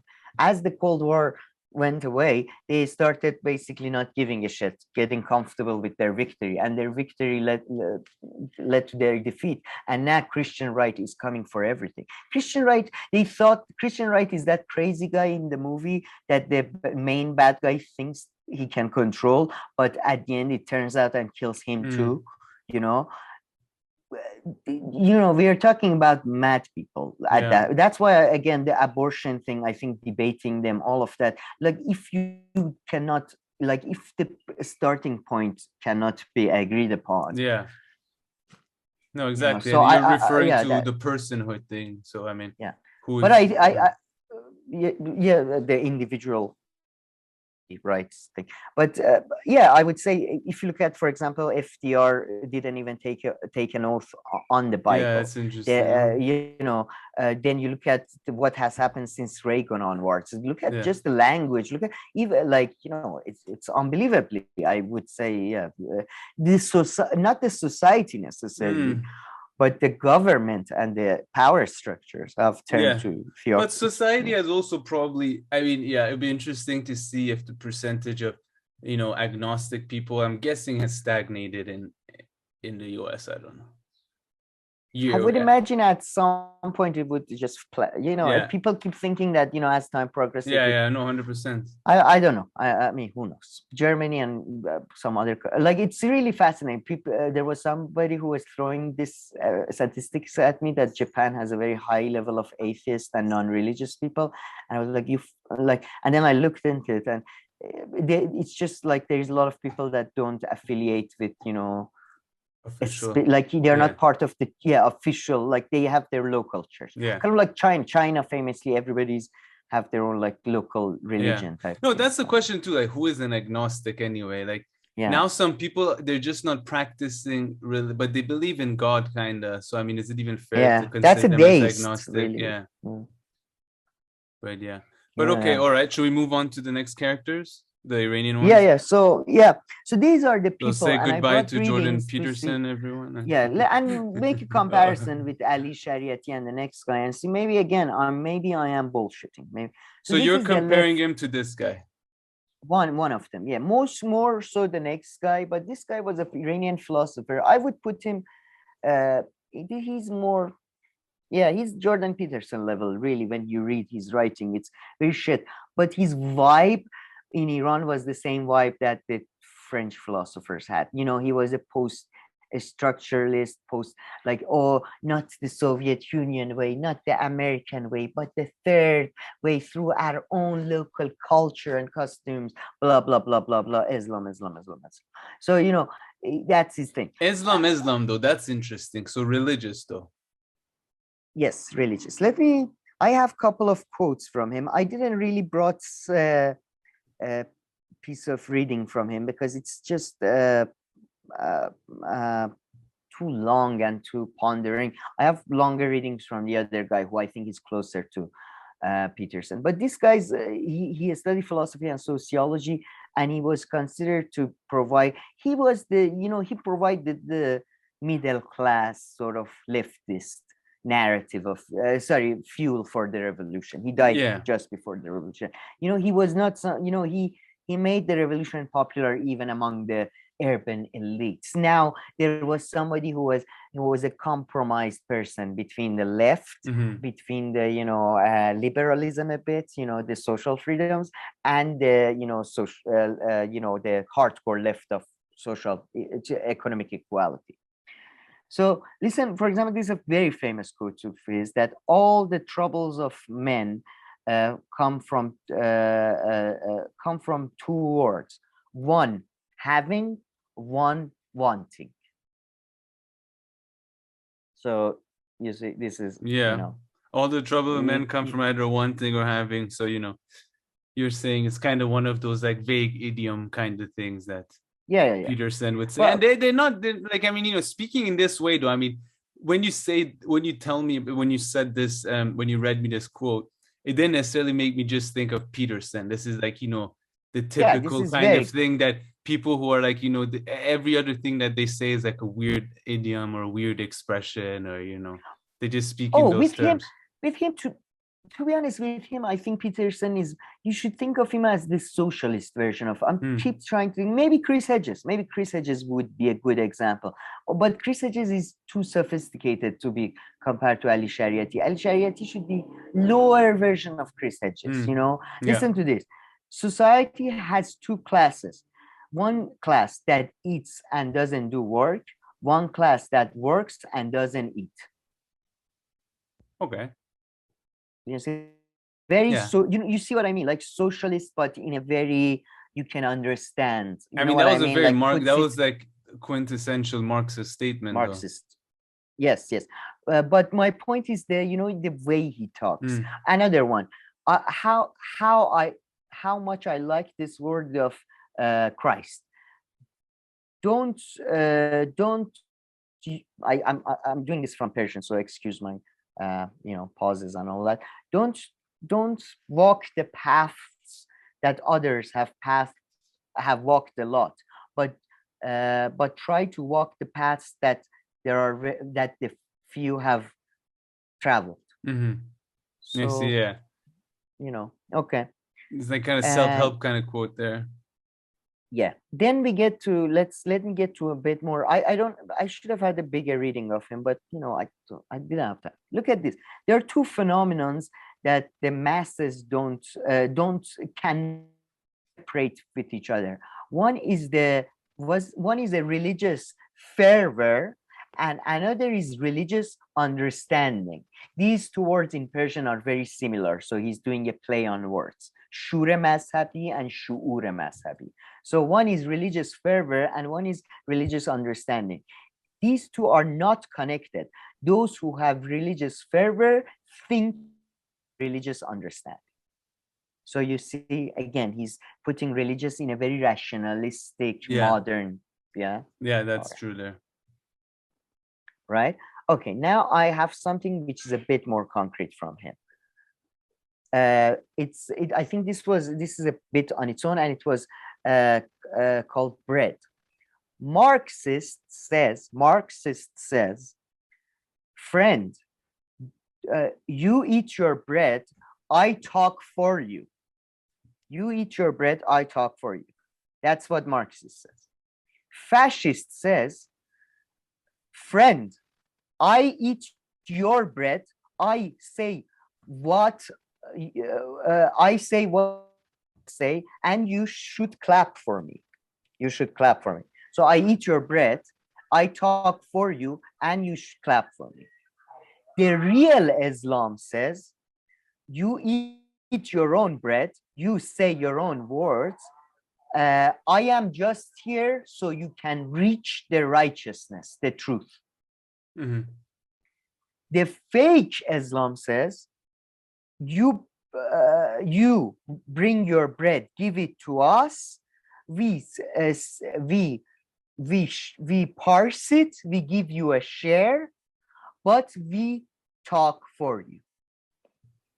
Okay. So you see, that's his, Yeah, I mean, that kind of reminded me of Chris Hedges. I mean, I don't know. I mean, I don't know. From the you know, things that you said, it didn't really made me think of Jordan Peterson. But I mean, I know you're just reading a more few Chris quotes. Hedges.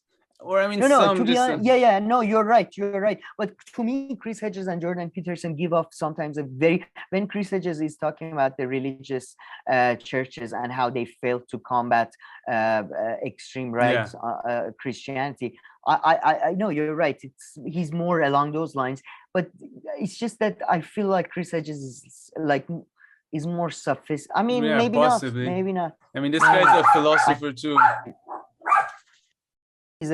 He's very much, I mean, the Chris Hedges parallels are extremely unbelievable because he comes from a highly religious family as well. I believe his father was a sorry, one second. Okay, sorry about that. My apologies. So maybe you want to just pick up with the last few words or last few sentences. No, we were on the Chris Hedges part. The Chris Hedges part, I think you're 100% right. And I think, I mean, now I'm convinced that actually he's much more of an analog to Chris Hedges. His family was a religious. Father was a mullah. I believe one of his brothers or uncles was also a mullah.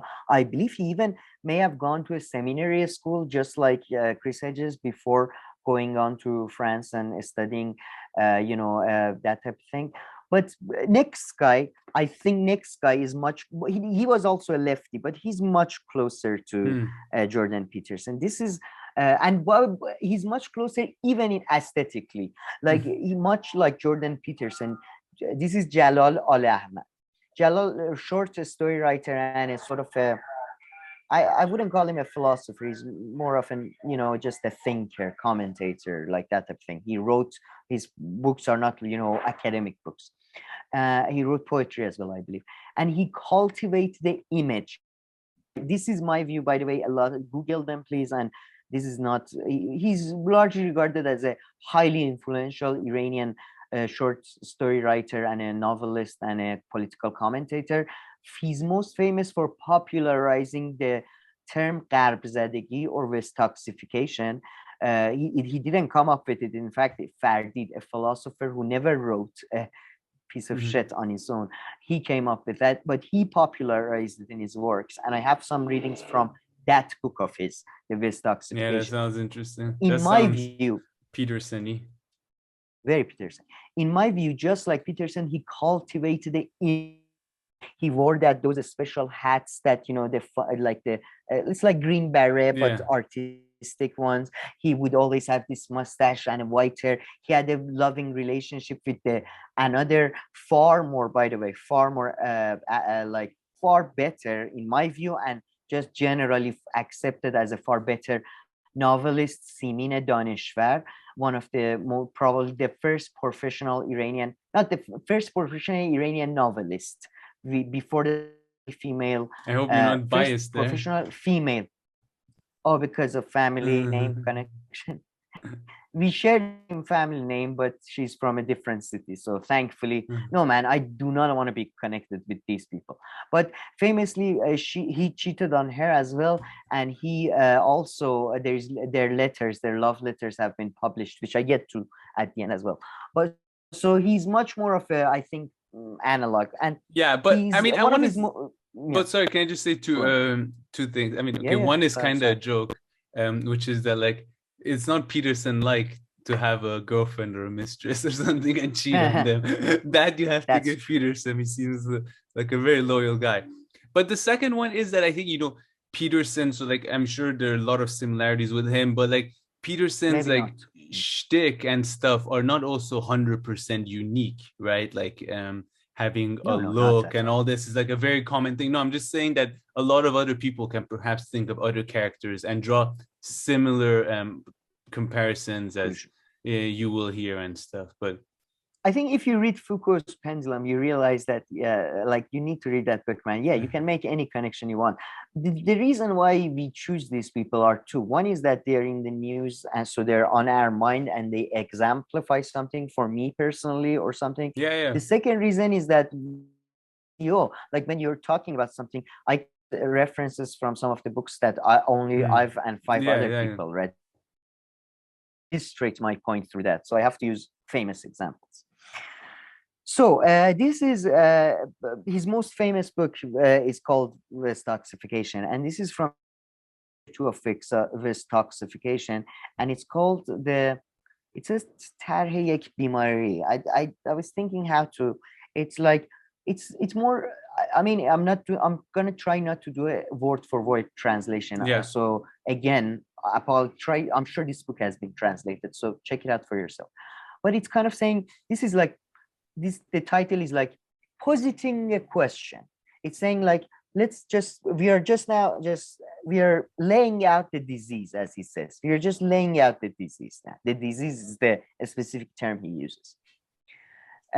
He first, in the first sentence, he says, we say, this toxification is much like, it's escaped my mind. The disease, it spreads like wildfire. Oh, plague or? Plague is like plague, is like plague. This toxification, we say, is like plague. And if we don't like him, if we don't like it, we say it's not to our taste. We say it's kind of like being hot, being heat stroked or being cold. But no, it's more like it's more like something like getting old. Have you seen how wheat sheds wheat? You know, the what's it called? The one that they make bread out of. Yeah. How wheat shed its skin from within. There is a healthy skin outside, but it's just on the outside. Just like the shell, just like a skin or the shell of a butterfly on a tree that is left behind when the tree, when the butterfly leaves. Whatever we speak of, we are speaking of a disease. So basically, this is a disease that corrupts from within. The outside, the veneer looks good, but the inside is corrupted. And this is, by the way, this is all like, you can tell how this like worked its way. It was interwoven into the language of the revolution. Because, for example, we are talking about Iran. I mean, this is said every almost day proudly by the religious right and those who did the revolution in Iran, that how materially life was so much better before the revolution, but it wasn't enough for people, because Iranian people, material things like water and food, enough for Iranian people. Iranian people need a spiritual fulfillment. You know, we need more than free housing, free healthcare, and all that. We need religious classes, free. Those things can wait for. Hopefully, you know, in heaven you get free. Don't worry about it. So, the disease has come from outside. It has come from outside, but it has come in an environment. And it has grown in it.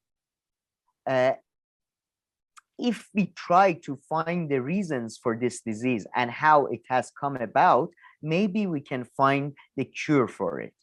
This West toxification has two ends. One is the West, and one is the one that is West toxified. It means us. We are just the corner of the East. We are just a corner of the East.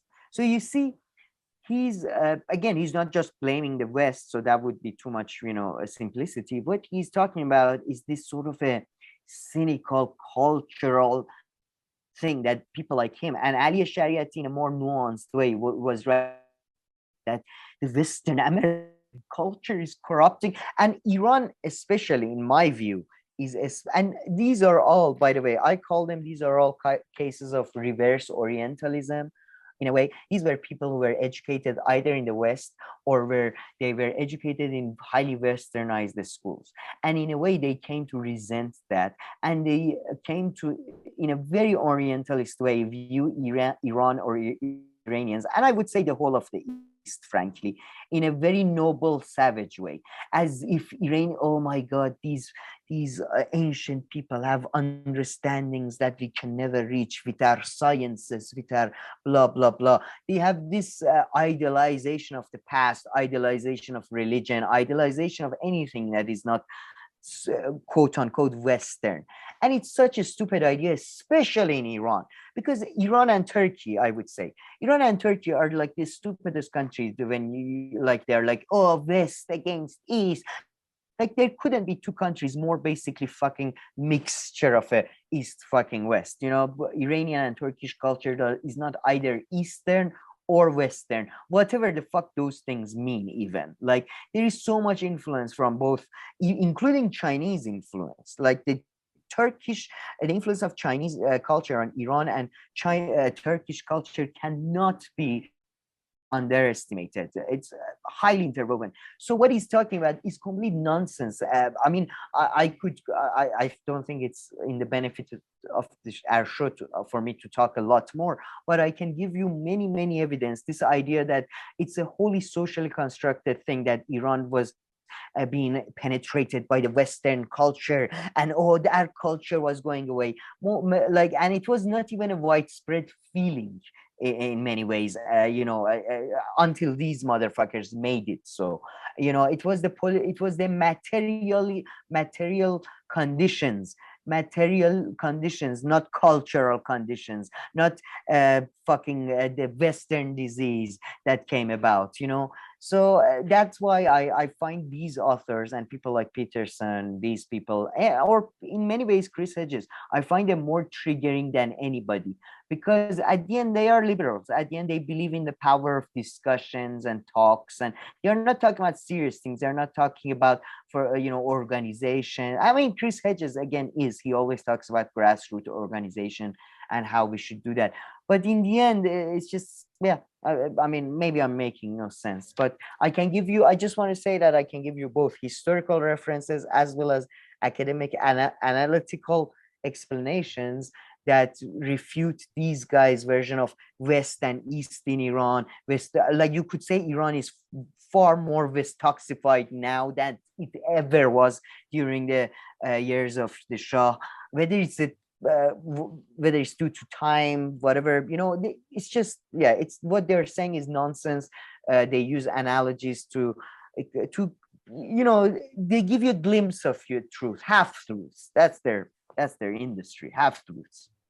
Yeah, I think this guy was, much more similar to Jordan Peterson in a few ways based on what you said. But yeah, before getting to that, Iran being too influenced by Western culture, all this in a negative way. Yeah, I would agree with you definitely that, and that's all bullshit. And of course now it's even more influenced by Western, products and goods and culture. But that probably has to do more with the time and period and different ways of connectivity and all this kind of stuff. That's for sure. But yeah, give one example. But definitely everything that he was saying there about the wheat and the inside and stuff really gave me some Jordan Peterson and being corrupted, and this is corrupting our culture and all this. So I think in these senses there were definitely some similarities and all this. With Chris Hedges here, I don't know. I don't really see the connections too much, but type of people. But can't you see the similarity between when Chris Hedges is talking about that when he implies there's a good Christian and a bad church, right? Yes, exactly. Yeah, Jordan Peterson doesn't talk about that at all, though. Jordan Peterson never talks about good and bad Christian. For him, it's all good. Well, yeah, but his interpretation of Christianity, obviously, he wouldn't agree with Chris Hedges' interpretation of Christianity. Oh, yeah, I would imagine. But what is Chris Hedges? I mean, is their interpretation of Christianity that different, or just Chris Hedges doesn't like the politics of right-wing Christians? But is it their interpretation? It's a bit of both. It's your different interpretation. If you're a cynical actor, even you need the different interpretation to justify your cynical actions. So you produce that for the market to justify your actions. So yeah, they have. I would imagine they certainly have different interpretations. Yeah. And so does Catholics have a different interpretation of Protestants, like, you know.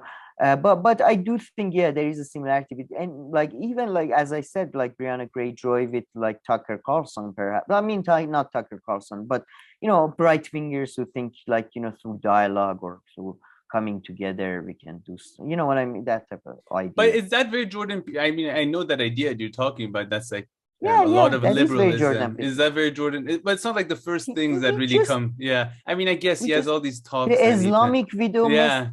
It's a platform. The people of the goodwill come together. You're right. No, you're right. I mean, yeah, I didn't even think of that video as like something serious. These people, you know, to reflect on.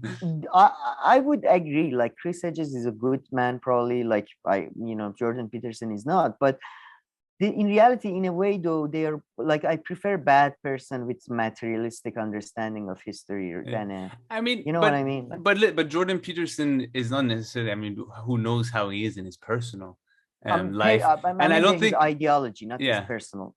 And I think he probably follows the shit that he says. I mean, you know, he follows this very dangerous diet. He does all these things, so he believes it in that sense. I mean, whether that makes bad, like bad as in like, you know, have bad beliefs, not a bad person as in I don't, or bad know, intentions. like though I mean, I don't think Jordan Peterson has bad intentions, but you know, a lot of people have bad intentions. How it depends. Yeah, it depends how you. But I wanted to give one example of Iranian Revolution that, you know, why you shouldn't believe the cultural stuff. Whoever tells you that the Iranian Revolution was about reviving Islam, you know, there was too much American, like women. Some people say there was a gay marriage at the court, and unofficial gay marriage, and that was really riled up people. It's all Khomeini in 1963 was writing about how in Iranian schools now they allow girls and boys to wrestle. They allow them to wrestle, and they allow women to go to beaches and take off their you know, hijab and stuff. Khomeini was writing about it in 1963, and he was largely a marginal figure. You know, you fast forward to 1978, 76, 78, something like that.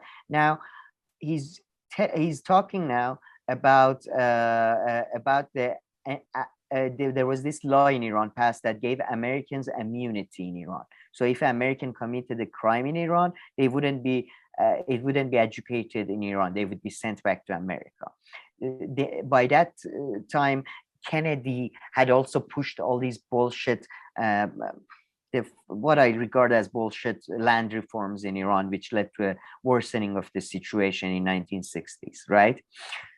Now, Khomeini is no longer a marginal figure. Now, Khomeini is very much, he's sitting in France, before that in Iraq, but later on in France, and talking about economic equality, talking about how he will never forget the hospitality of the French. And this was later on by the people who were eaten by their own revolution and escaped from Iran. People close to Khomeini later on admitted that we were like, it was very intentional to take out all the cultural, like about this, you know, hijab, about, you know, all that stuff out. So Khomeini wasn't made popular through focusing on cultural issues. It was made popular through focusing on very much real. It's famous. His most famous line was that we will come to your home and we will give you either the money or the oil itself, the oil money or the oil itself. That will be the government of the Islamic Khomeini, right? But you know what happened is, well, nothing like that. But the idea that, you know, like these culture is nothing. Culture is downstream from economy. You mean like not that culture is nothing, but you mean like, you know, the power of cultural issues to bring about change. Yes. You're much better than me at talk. No good at talk here. Talk can no do. But yeah, no, I see. So I mean, yeah, it was hard to. No. So would you say that the economic situation in Iran getting worse in like the 70s leading up to the revolution? Yes, in the leading up to it was getting worse because when Nixon goes off the gold standard, that is awful for rest of the world, including Iran. It leads to super high inflation, and then Shah, mistakenly in my view, and a lot of economists had put when there was the Arab-Israeli war, and there was Arab countries embargoed any Israeli ally, Shah and Gaddafi both put up the oil prices a lot. They were in this match to see who can get more money out of the West.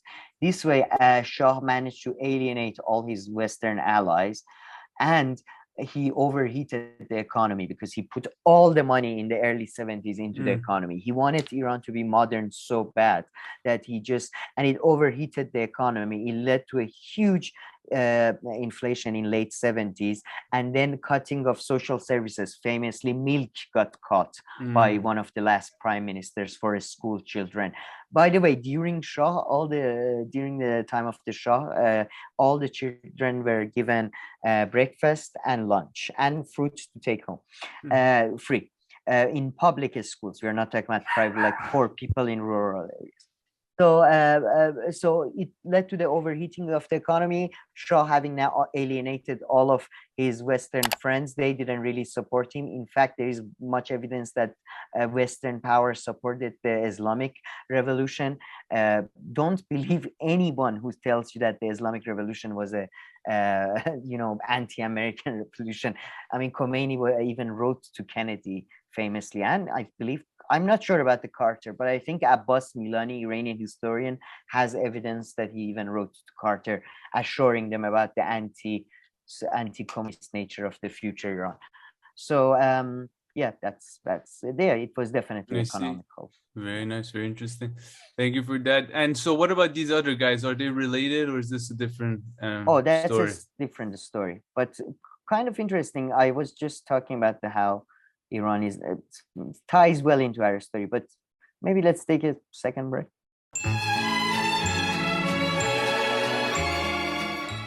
All right, Sam, let's continue a little bit more with Iran, and then we have Briahna, Katie Halpern, a few other smaller stories. So yeah, who's this chap? So this is Ahmad Mutawassilian. He's considered a hero in Iran because he was a crucial figure in Iran-Iraq war. Very young man. He died, I believe. He's still, nobody knows what happened to his fate. And there was recent update after 40 years. And I think it ties well with our other more philosophical stuff, because this is more historical, real stuff, and illustrates what I'm trying to say about the Iranian Revolution and Islamic Republic, if people like to understand it. Anyway, Ahmad Mutawassilian, very young man, he was one of the crucial figures in the liberation of Khorramshahr, which was the major city of Iran taken over by Iraqi forces. And I mean, it's very famous that they thought they're going to take over the whole Arab region within 6 months or so. It took them 2 months to take over that city, and within 18 months, these guys managed to take it back. Highly, like, it's like you read about them and you compare them. By the way, these guys, like, he also was participant in revolution, so I'm not necessarily a fan, but highly capable military people. You read these guys compared to the guys nowadays in Iran or in America, it's just a different level of, capability we're talking. So what happened was that he was in 40 years ago, during, I believe 2-3 years after the war started, he went missing in Syria, Lebanon. It was largely presumed that he was Iranian government have always blamed Israel and Mossad and all that. The specifics of it is that they say that Lebanese Christian right have kidnapped and killed him. And the recent evidence very much suggests that too, that the Phalange party in Lebanon, maybe you can show their group that they're exercising. No, it's one of the pictures we already have. It's the young group of people. The Lebanese young group of people. This is the Phalange. They're a right-wing Christian party in Lebanon. Famously, I don't know if Phalange was themselves in 1982. They were themselves, or 1980s, in the massacre of Shias in southern Lebanon, or groups affiliated with them were in a massacre that they carried out against Shias in southern Lebanon. So very, very anti, Shia and anti-Iranian type. It is assumed that they were arrested, and him and a number of his people who were with him. But fascinatingly, there has been, because Iran has been they've been very uneasy about this. The Islamic Republic, for 15 years, his family was banned about talking about his fate publicly. Even until 2 years ago, they were saying, we will bring him back from Jerusalem one day, type thing. But more recently, the very high level historians in Iran managed to confirm from sources that almost everybody within the regime believes that he's dead. And Qasem Soleimani, which most people know, the guy who got assassinated by Trump, he said that they even may have, according to this guy, he said that they got his remains back. They were just some bones, but the officials say that the DNAs don't match. So they even have gone that far. What has been even more fascinating, which is very much a big window into Iran, is that in 1982, so if you paid attention, by 18 months into the war, 2 years into the war, Iran takes back all its land. There are offers of peace, even indirect offer of peace, now we know, by Iraq itself. And at the time, Israel was fighting in Lebanon and in Syria. They were all into a conflict, right? So what was being proposed by some Arab nations, including Iraq, was that, okay, Iran wants to, Islamic Revolution wants to fight for Palestine and all that. We even allow you a corridor through Iraq to Syria to fight Israelis in Jerusalem. Iran did not accept. Iran did not accept. That's because that's the biggest, probably historiographical and political issue in Iran in the last 100 years was the decision to continue the war beyond the 2 years. Because after the 2 years, we had taken back everything. The last 6 years of war, Iran is on the attacking side, which is awful. Why? What was the point of, so many people died on both sides for nothing. But what was this corridor about, though? Why does that come into play? I didn't get that. The corridor, Saddam was willing to end the war with Iran after 2 years when he was pretty much defeated. He would offer Iranians a corridor through Syria to Lebanon to be able to pass their troops. There was no Hezbollah then. But because why? Because this is something Iran would want, or what? Yeah, because Islamic Republic would want, because according to the rhetoric of the Islamic Republic, their biggest enemy was Israel, right? That's the biggest enemy of all, America and Israel. But at the same time, Iran was buying weapons from who? From Reagan, McFarlane, and Israelis. Iran, in the rhetoric, until in secret, offered peace with Iraq and attack like a Muslim nation, half Shia, blah blah blah. But no, we don't want to do that. And things get this picture. What you see is the guy in the middle with the jacket on his shoulders. The one on the left side of the. This guy, he's right now the head of Iranian national security, Sham Khani, and there is quotes from him from tapes that have been leaked from secret meetings from 20 years from the time the guy went missing, and he calls the other guy, the guy who went missing and turned out that he was called. He called him a what do you call it? What's when tooth goes bad? Okay. What do you call that? A wormy. He calls him a wormy tooth. When, like in Iran, they say your tooth has worms when it's empty, dead tooth, or a dead tooth that needed to be taken out. And this is during the highly controversial decisions during the war in 1982, where suddenly there is a change in commanders from a bunch of people who were actually in fights to a bunch of office people who had no experience of war. Suddenly there is this shift. Suddenly there is this marginalization. A number of those people die in highly suspicious circumstances. One of them famously, his helicopter crashes in a successful mission or something. So there seems to have been a coup d'etat at the time going on between like there's and some kind, and Iranian military industrial complex was not letting go of that war. Interestingly though, Khomeini plays an interesting role and shows that when you need like sort of how characters can stop even military, like like the guy, when these are the guys that set up Hezbollah in Syria first, and then it moves on to Lebanon because Hezbollah. When they go to Syria, they go without the permission of the Imam Khomeini, without the permission of the leader. And in fact, the next day when Khomeini finds out, he gives an order and he says, "This is if these guys, there is one blood comes from their nose, I will not take responsibility. This is not our land.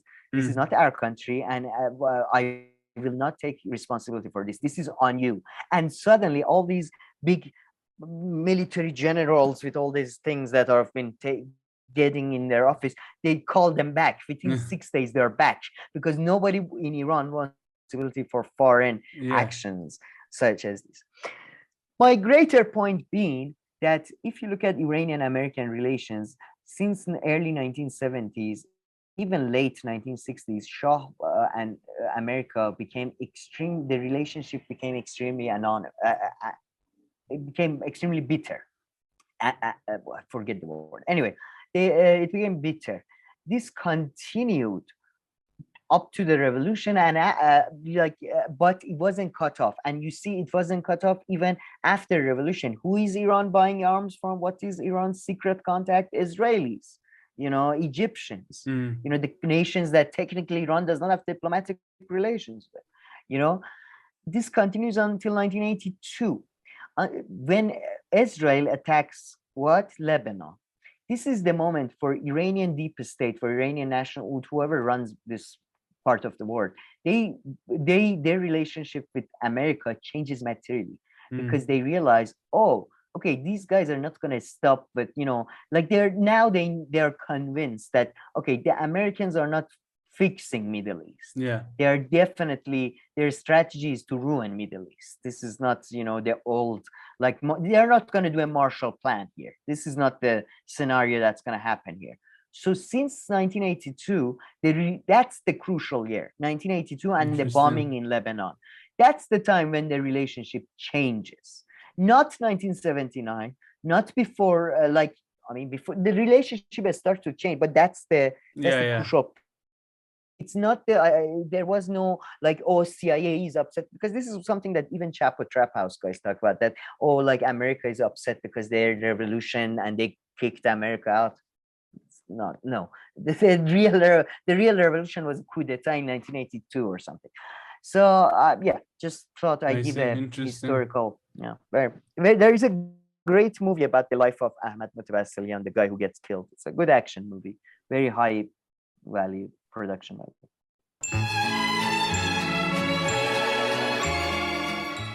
All right, Sam, let's move on to our last few stories, Briahna and Katie Halper. So, man, you find the inconsistencies whenever Briahna is talking about the Constitution. Me, whenever someone starts talking about the Constitution, it's like I suddenly turn into these apolitical people who don't understand any politics, and I just get completely lost. I mean, I have to be so focused to ever follow any Constitution.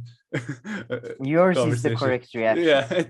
So maybe first unpack the argument that she was making, and then I don't even this is from a few days ago. I don't specifically remember, but she's arguing that we have all it's the same argument she makes, that the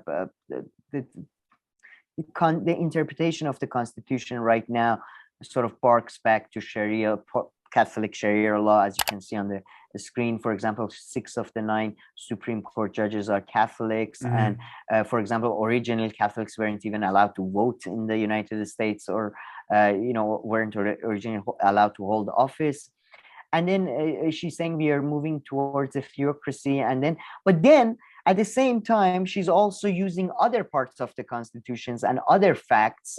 For example, she's talking about the fact that John Quincy Adams took the oath famously on the Constitution itself. You know what I mean?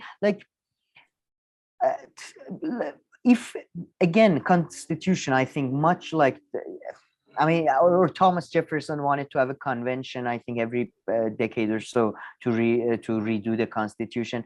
So it's just contradiction because she keeps trying to use the Constitution to undermine. So you must at her position, but that's kind of law students. A lot of them are like that. They don't understand epistemology or ontology, so they can't like this. It says that though, but then it says like they can't go. I mean, so is you know what I mean? like two things. So, I mean, okay, and this video starts off with Lauren Boebert complaining about, you know, this being, I don't even know. She's saying, she said that there is separation of church and state. No, what was Lauren Boebert complaining? There is no exact quote in the Constitution that says church and state must be separate, but there is a longer quote which basically means that. And she was saying that if she's going full, she's, you know, she's been as uncharitable to people like Brie as Brie is sometimes to them, or as people like me are sometimes to Lauren Boebert. She's doing the whole French thing. She's going full French, that okay, if we have to separate church and state, then why does Ilhan Omar get to wear a head? That's what she was. Yeah, that was her reasoning. Congress.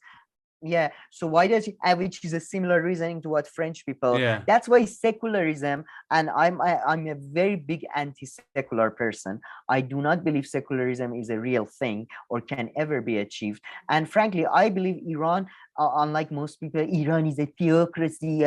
Iran stands in line with most of the developed world in that sense, that Sweden, UK, they are all theocracies. The head of the state is also the head of their church.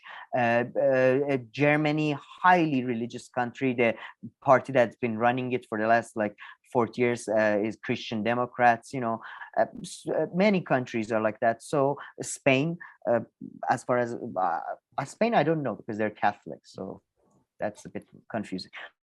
Anyway, so yeah, that's why secularism is bold. This idea of, we can separate facts from, you know, it's like positivist dream, you know, this idea that we can't. Like now, there are times when there is enough consensus about as you know, Thomas Kuhn would said, there is enough consensus on basic things. Maybe there can be, but not right now. She's going, if you say there is a separation of church and state, and she's right. If there is separation of church and state, why does anybody get to wear a cross?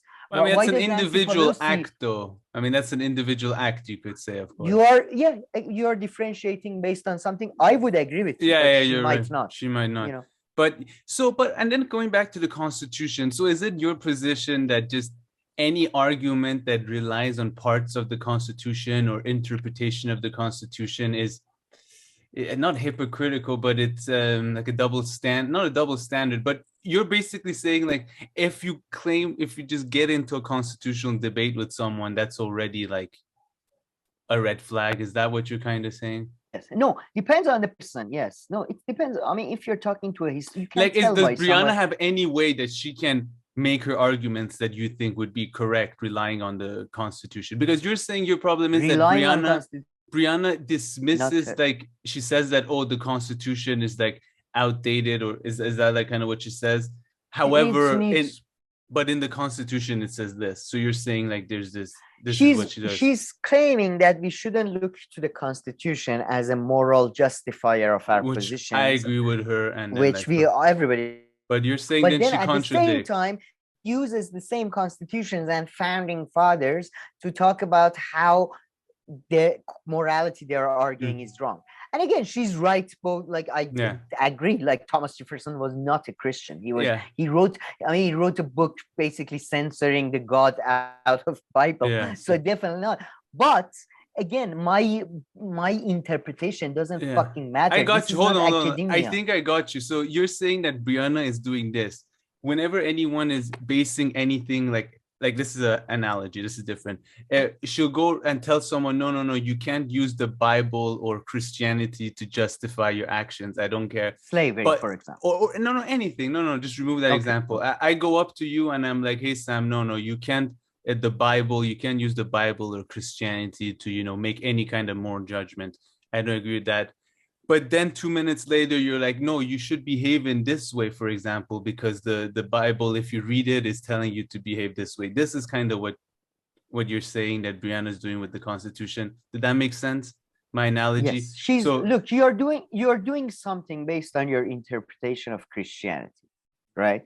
I'm doing this, just this, based on my interpretation of Christianity. Okay, she's saying first of all, you shouldn't base your activity doing this on Christian scripture, because it's you shouldn't. First of all, second of all, if you do, you're wrong. That's not what it says you should do this. Yeah, I see. I got you. So I got you. I feel like first, okay, I'm sorry if people think like we simplified or dumbified the argument too much. No, I admitted that, I can't even follow the Constitution, things that she says, so I don't even pay that close attention. I just want to understand what Sam was really saying with that I think example. That's what she's doing.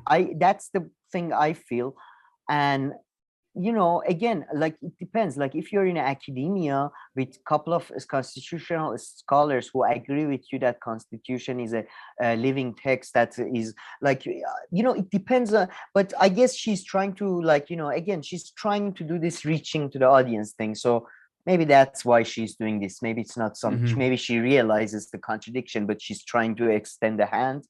I don't know. But I would say something that I was quite happy she brought up, and I find a lot of people find problematic, but I kind of don't, is like, I find it weird when people are upset about discrimination against people of different ideological backgrounds to an extent. For example, if I was a Protestant, I would be I don't understand why evangelicals are not worried, in a sense that 6 out of 9 of the Supreme Court judges are Catholic, and the president is a Catholic. And when you're a Catholic, especially, and I'm specifically talking about Catholicism, not other different religious minorities, you literally have the Pope as your, like, Pope is your sovereign, isn't it? And he's infallible. So I do completely understand the worries about divided loyalty. I don't know if maybe I'm a reactionary, or I don't know. Do you understand what I'm saying? Kind of, but I don't know if people who are Catholics, if they rationally think it in that way or anything in order to reach the same conclusion. No, of course, majority of Catholics don't. But I'm just saying, when we're talking about somebody when they're interpreting laws, judges, like leaders of the nation. I see. So you're saying like others should be, because if you're a Catholic, your ultimate boss like is if you're the Pope. Sunni in Iran. Yeah, exactly. Because if you're Sunni in Iran, Sunnis don't have a caliphate that is, you know what I mean? Sunni tradition does not have an infallible leader that is currently in operations. So, like the Vatican is in operations. But Vatican is in operations, you know what I mean? And the Pope is there, and they go kiss his hand and all. I remember even when I was young, like Tony Blair being Catholic to me was just like, fuck, like what, like loyal to Pope or to the Queen? I don't know. Yeah, but even at that level, they probably don't even take that shit seriously. So they use it as a publicity thing. But I'm just saying, I just wanted to express some of my extremist, disgusting views, and hopefully I'll get over it. I don't think this was one of them, but it's just my only response would be is that things are not that rational, and people don't think of them at any level in such a rational way. That's why contradictions can live along forever. Go hand in hand. Foucault's pendulum. No, I always think as if everybody's born and they spend every day of their life like me. Like, okay, what about this faith? What about? All right, let's keep it rolling here. You're right. I didn't watch this one, so I don't have much to say. I don't know. There's Jill Stein here, lovely lady, big fan. I don't know who this chap is. This is the Green Party guy. Does he have his pronouns? Well. Pronouns? Stop. What do you mean? Why pronouns? Why would he have his pronouns on his Zoom thing? Does he have his pronouns? Yeah. Let me see. What is it? He, him. Zoom? You kidding? Okay, fuck him. Really? Ugh. By the way, I'm guessing that's his Zoom name, right? So his last name is Ho? Does that make sense? Yeah, Matthew Hone or something. I don't know. Yeah, he was on Katie Alper too. They caught the Democratic Party basically calling people to make them have them take their signature off of a petition. Oh, really? So the Green Party can't make the ballot, and a Democratic Party succeeded. And the whole thing was just, Jill Stein talking about, oh, can you believe it? We are not as spoilers. We are true opposition. It's still like they're stuck in 1990s. Like, and I mean, they're still like, no, the Green Party, honestly, like, man, Democratic Party fucks you in the ass, pisses on you, and then comes on your face. And then the Matthew guy is like, look, I don't want to say it, but a lot of people are saying maybe it's time to really give up on the Democratic Party. Like, we are not even involved in this, and we get so upset about, oh, they fucked over Bernie, right? These people are literally getting fucked over, and they feel nothing. Like, ugh. I mean, it is Matthew Ho, he, him. Thank you for that. I wouldn't have guessed any other way. To be fair with you, I would have gone with Z. There was no confusion. By the way, I think the transsexual stuff, one thing it has proven is how Iranian language is so superior, to be honest. Like that. Like, all right, let's stay on track. You don't have so much easy. Come on, it's so good. It. We refer to all of these things as it. Shall we? Okay, anything else you want to say here about these guys? No. No, it's just Briahna, what quality? I love it.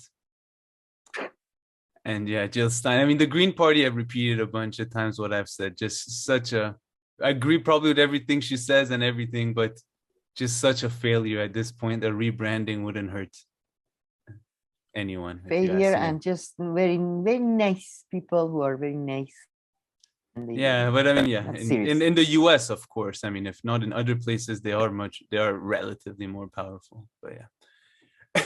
So this one, you said, I think we should watch this, right? Because I haven't seen the 2-minute clip. Is it worth it? I haven't seen this yet. But why? Why did you flip out of this though? I flip out. Why do you say I flipped out? Because from your notes I saw. Right. You didn't seem to have. So yeah, because this guy, he's a bit of a, he's one of those kind of scientific one-trick pony type things. He's written this book about, I heard about him a long time ago on Joe Rogan. He's written this book about bonobos and how, I don't know if you know this, but I'm in chimps, bonobos. Some people say they're chimps, some people say they're different category, and they apparently have a unusually high level of sex among like very polyamorous. They have sex with everything and all that. And his whole book was about like, this, it's all that idea that sex and the idea of monogamous relationship is a social construct, which almost like since 17th century, like every social scientist have mentioned, but then putting it in using one like an animal analogy to just try to push the fucking limits of to a book. And he's a nice guy. He seems like a nice guy, but he's always like, basically his whole thing is if we were all having sex more, it would have been a happier world. And then useful idiots, man. They used to have Thomas Frank, and it really pisses me. I mean, I hate like we don't do very good jobs, like we don't do a good channel or anything. One thing we were good at, we were lucky at, we got really good professors, and it showed to us how easy it is to get some of the best minds in fields, and most of them are not doing anything. But instead of getting a real good mind on something, this is the guests. They have a bit of reach, but listen, I don't want to blame it on YouTube, but that's the perversion of YouTube. Even someone with useful idiots space, if they start just picking up random professors who don't even have a Twitter, who don't even have anything, I don't know why I think they should at their level of fame. That's I know. That's why I said. That's why I said at their level, perhaps they can overcome that. Like Jordan Peterson can have anybody on his channel, and it will not like affect the algorithm one way or another. But whether the useful idiot guys are that level or some of the other, because some of our interviews, like the views that it did, like terrified me. I could literally come in front of here and like spell out my name and the video. The video will do more. There'll be a few likes. Kam, we really like you spelling your name. Then you have to bring a professor from Harvard, like, nothing. Minus 2 views. I'm like, I just watched it on 2 devices myself. No, fuck you. No, but let's see what he says. Yeah, I let's see promise what you this. Something to do with sex and Which I don't necessarily agree with. Let's see what he says. This is scientifically verified over and over and over again. To feel better about your life is to go and help somebody, preferably a stranger. That sounds like I'm saying, be like Jesus, be an ideal human being. I'm not. This is very practical. The reason that feels so good is that the reason our species has survived is that we've helped each other. For 300,000 years, we've been watching each other's backs. That's what we do as a species. We form these interdependent, intimate social groups, hunter-gatherer bands. That's why it's so painful when you're ejected from a group of friends, right? Get fired from a job where you have friends. It's horrible. We're a highly social species, and yet more of us live alone than ever before in the history of humanity. That's just an example of something that's a very practical, actionable insight that you can get when you look at our species as a species. So yeah, that's one thing. Another thing is, how much money are you spending on shit that's supposed to make you happy that won't, right? And all it does is further embed you in the grind. Man, this is embarrassing for useful idiots. And then they don't cover Johnny Depp and Amber Heard, but they have this guy here giving life lessons. If you put away, next he's gonna tell you to save $10 per week, and by the time you're 65, that's $1 million. I'm pretty sure that's the next thing he's gonna say. Well, he's kind of saying it, yeah. He just said, well, let's watch. But it's much better. It's better than I thought. Feel of selling your time for way less than it's worth, right? Money can always be replaced. Time can't. So I don't have a house. I'm talking to you from a Airbnb in Tbilisi, Georgia right now. And the closest thing I have to a house is a Sprinter van that I live in half the year called Scarlett Johansson. I sit by fires. Of and course, I look he's at the been stars, on the Joe Rogan show. And I lie in a hammock and I jump in rivers. And I spend very little money because I'm camping out on public land in the US, and my quality of life is off the charts. It's fantastic. And I have no mortgage and no debt and no problem. And I'm not saying everyone can do that either. People have kids, people have mortgages, people have commitments. But I'm saying that there are ways that you can tweak your life to bring more of these sort of primordial satisfactions into it and filter out a lot of the modern bullshit that we're being sold. Thank you. So the best thing. Every past decade is calling and wants their talking points back. Like they're all like, what? I mean, no, but look at this. This is just Jordan Peterson in a different thing. In like a less impressive way.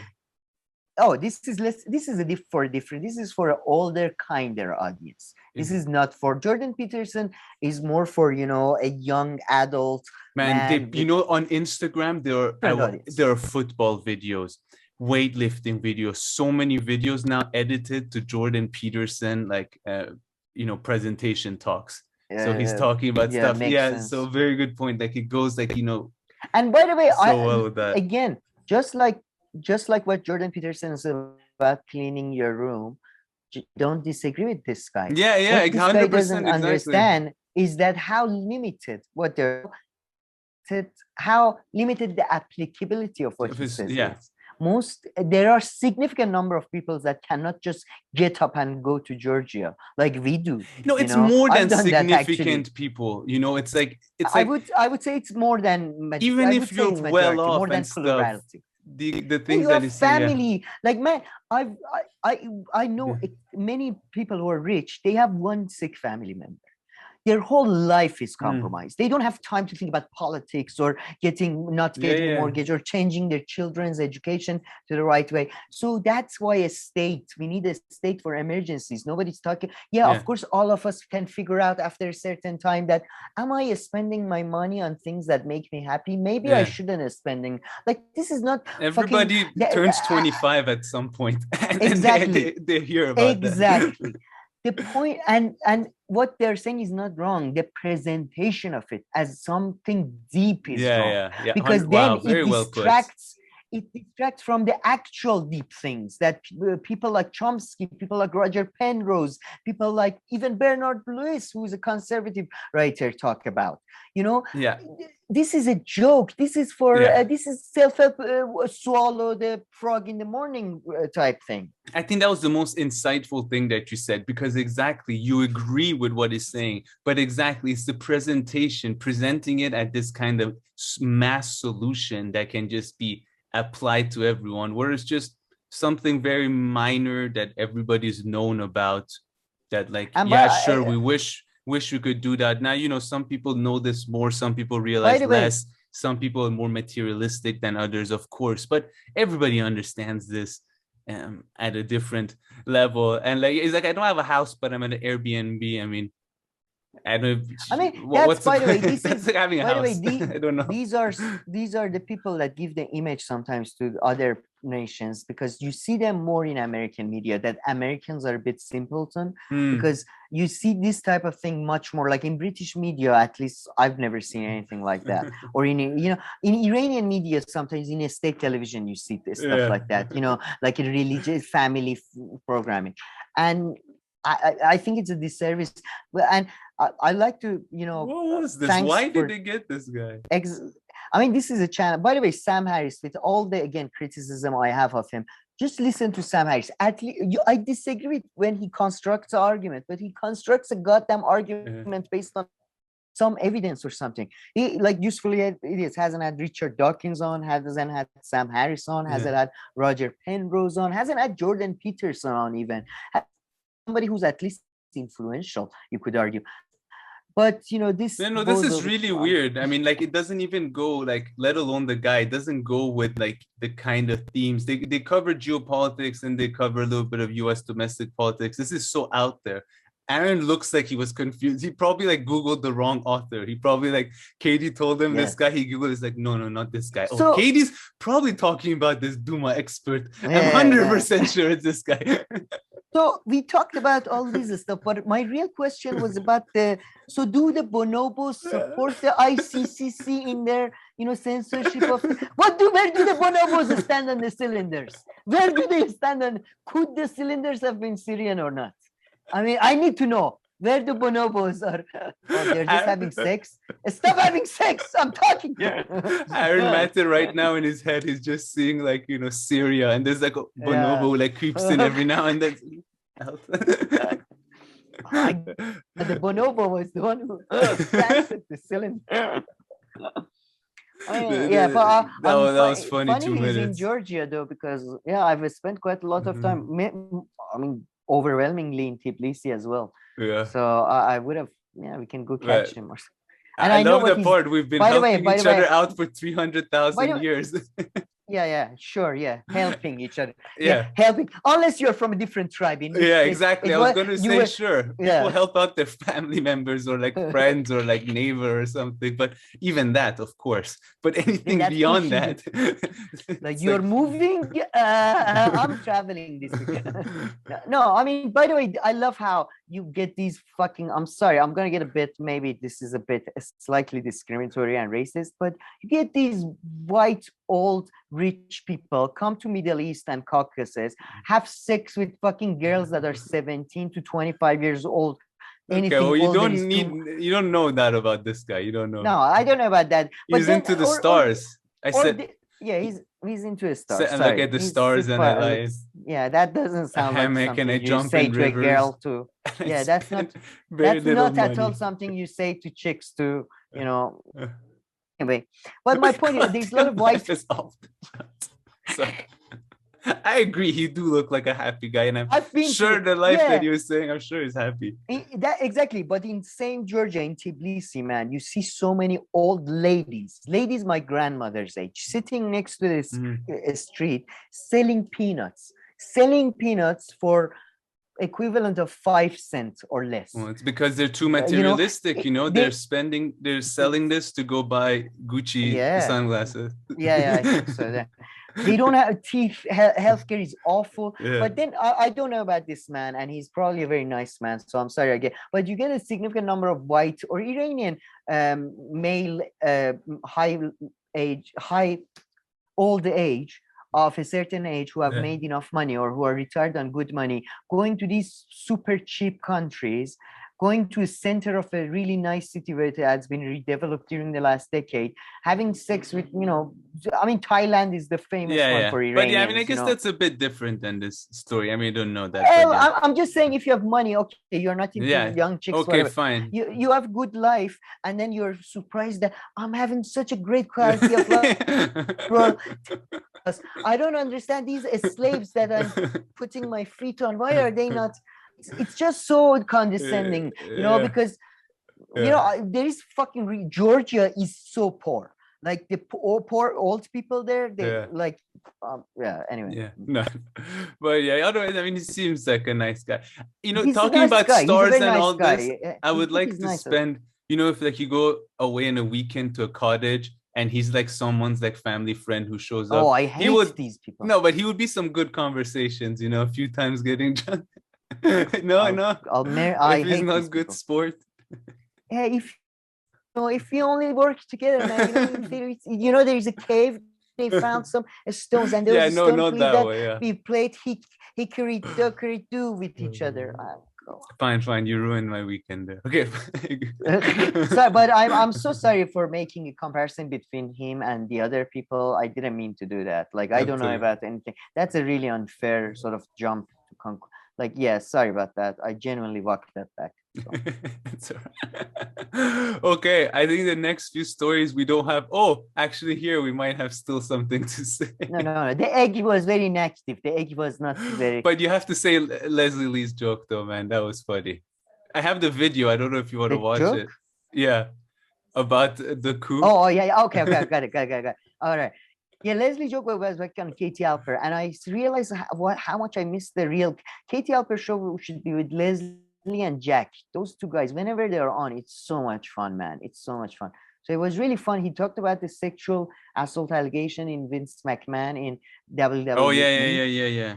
Which man, Jesus Christ. Yeah, I don't know much about that. What the fuck is going on in the world that everybody since like 80s on national television have been abusing, like, oh my God, like.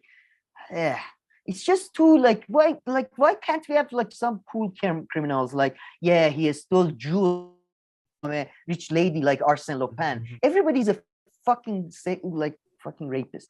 Anyway, but Leslie Lee, they discussed your favorite topic, which is January 6th. I was gonna say January right? something. I forgot. Honestly. Even the date.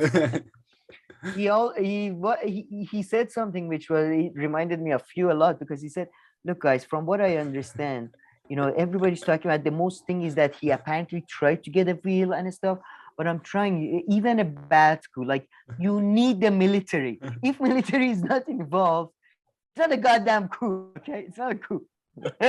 No, his driver joke and shit was really funny. I think I have it here. Okay, play. I'm ruining it. Sorry, I ruined it. If it were that easy, someone else would have already. The volume's kind of low. Sorry. That somehow Trump had leaped from the backseat of the giant stretch. Yeah. Like, was it? It's not. Is it a Suburban Expedition? Oh, I don't know. I think it was maybe a stretch expedition or something, and was trying to grab the steering wheel, and this was the coup. I'm like, that even as botched as U.S. coups generally are. They're never that botched. If you can't even get your driver to drive you to the right place, you're not doing a coup. That's not a coup. I mean, straight up. Trump couldn't convince the driver who works directly for him. If you can't, you could have gotten an Uber and they would have taken you, but no. That was funny, man. Yeah, that's true. Yeah, I have mistakes, man. I even read that we made that video that said he was wrong on the Beatles, even though he probably was. But I think now, I'm more sympathetic to his now views. You like him more, but I think that Beatles one. I mean, He was, yeah. Well, the thing is, I've seen myself do the same thing. Yeah, that's for sure. Now. Everybody does that. Yeah. Yeah, so I've become like I'm very self-aware of my own That's hypocrisy, good. I guess. Yeah. All right. Yeah, sorry about the volume there, folks. I hope you could hear it. And last but not least, I don't know, Gray Zone here did an interview. There's anything you want to mention? Oh yeah, it was a great interview with the German What was it reporter about? who's gonna. She's been investigated, and I think she's been charged with sort of like laws that we would consider like anti-free speech in Germany, because she's covering like Russians in a more positive light than, let's say, the Germans would like. But she was stationed in Donbass or whatever, so she's not in Germany. But she said that she said her bank accounts or stuff hasn't been closed or something. Like, it's really weird. She's in a limbo situation. She doesn't know if she's still charged or not. So yeah. Maybe yeah, that was, I thought I mentioned that. By the way, we forgot about the Wisecrack videos, and I had actually watched both of them. Maybe we can talk about it next time. So the super bad one, I didn't quite get it. Maybe I didn't listen to it close enough. It was okay. But the gun one was very interesting, although, you know, of course, they shared the exact same position as me. So it was really easy to listen to it. They were just like providing evidence to a position that I had without evidence. Yeah, it was very much. I was like, yeah, that's what I meant. I'm with these guys. Yeah, man, Wisecrack and that Wisecrack and Chap make me feel bad about myself, and like their level of and you're like, oh, I should have thought about it a bit more, and maybe I had the same thought, or they're very, and it's very well researched, very well. Yeah, that's a fun. The super bad one is more if you're into philosophy and you like the idea how things sees a being, and it's more philosophical. Yeah, I know this, but it was great. I don't know. Maybe I don't think we need to talk about it, to be honest, much more next week. If gun control ever comes back, we can perhaps that's pull it out. But okay. All right, folks, please leave your comments, question, criticism down below. Make sure to get to them. If not, please like and subscribe. I'll see you in our next video. Thank you for watching.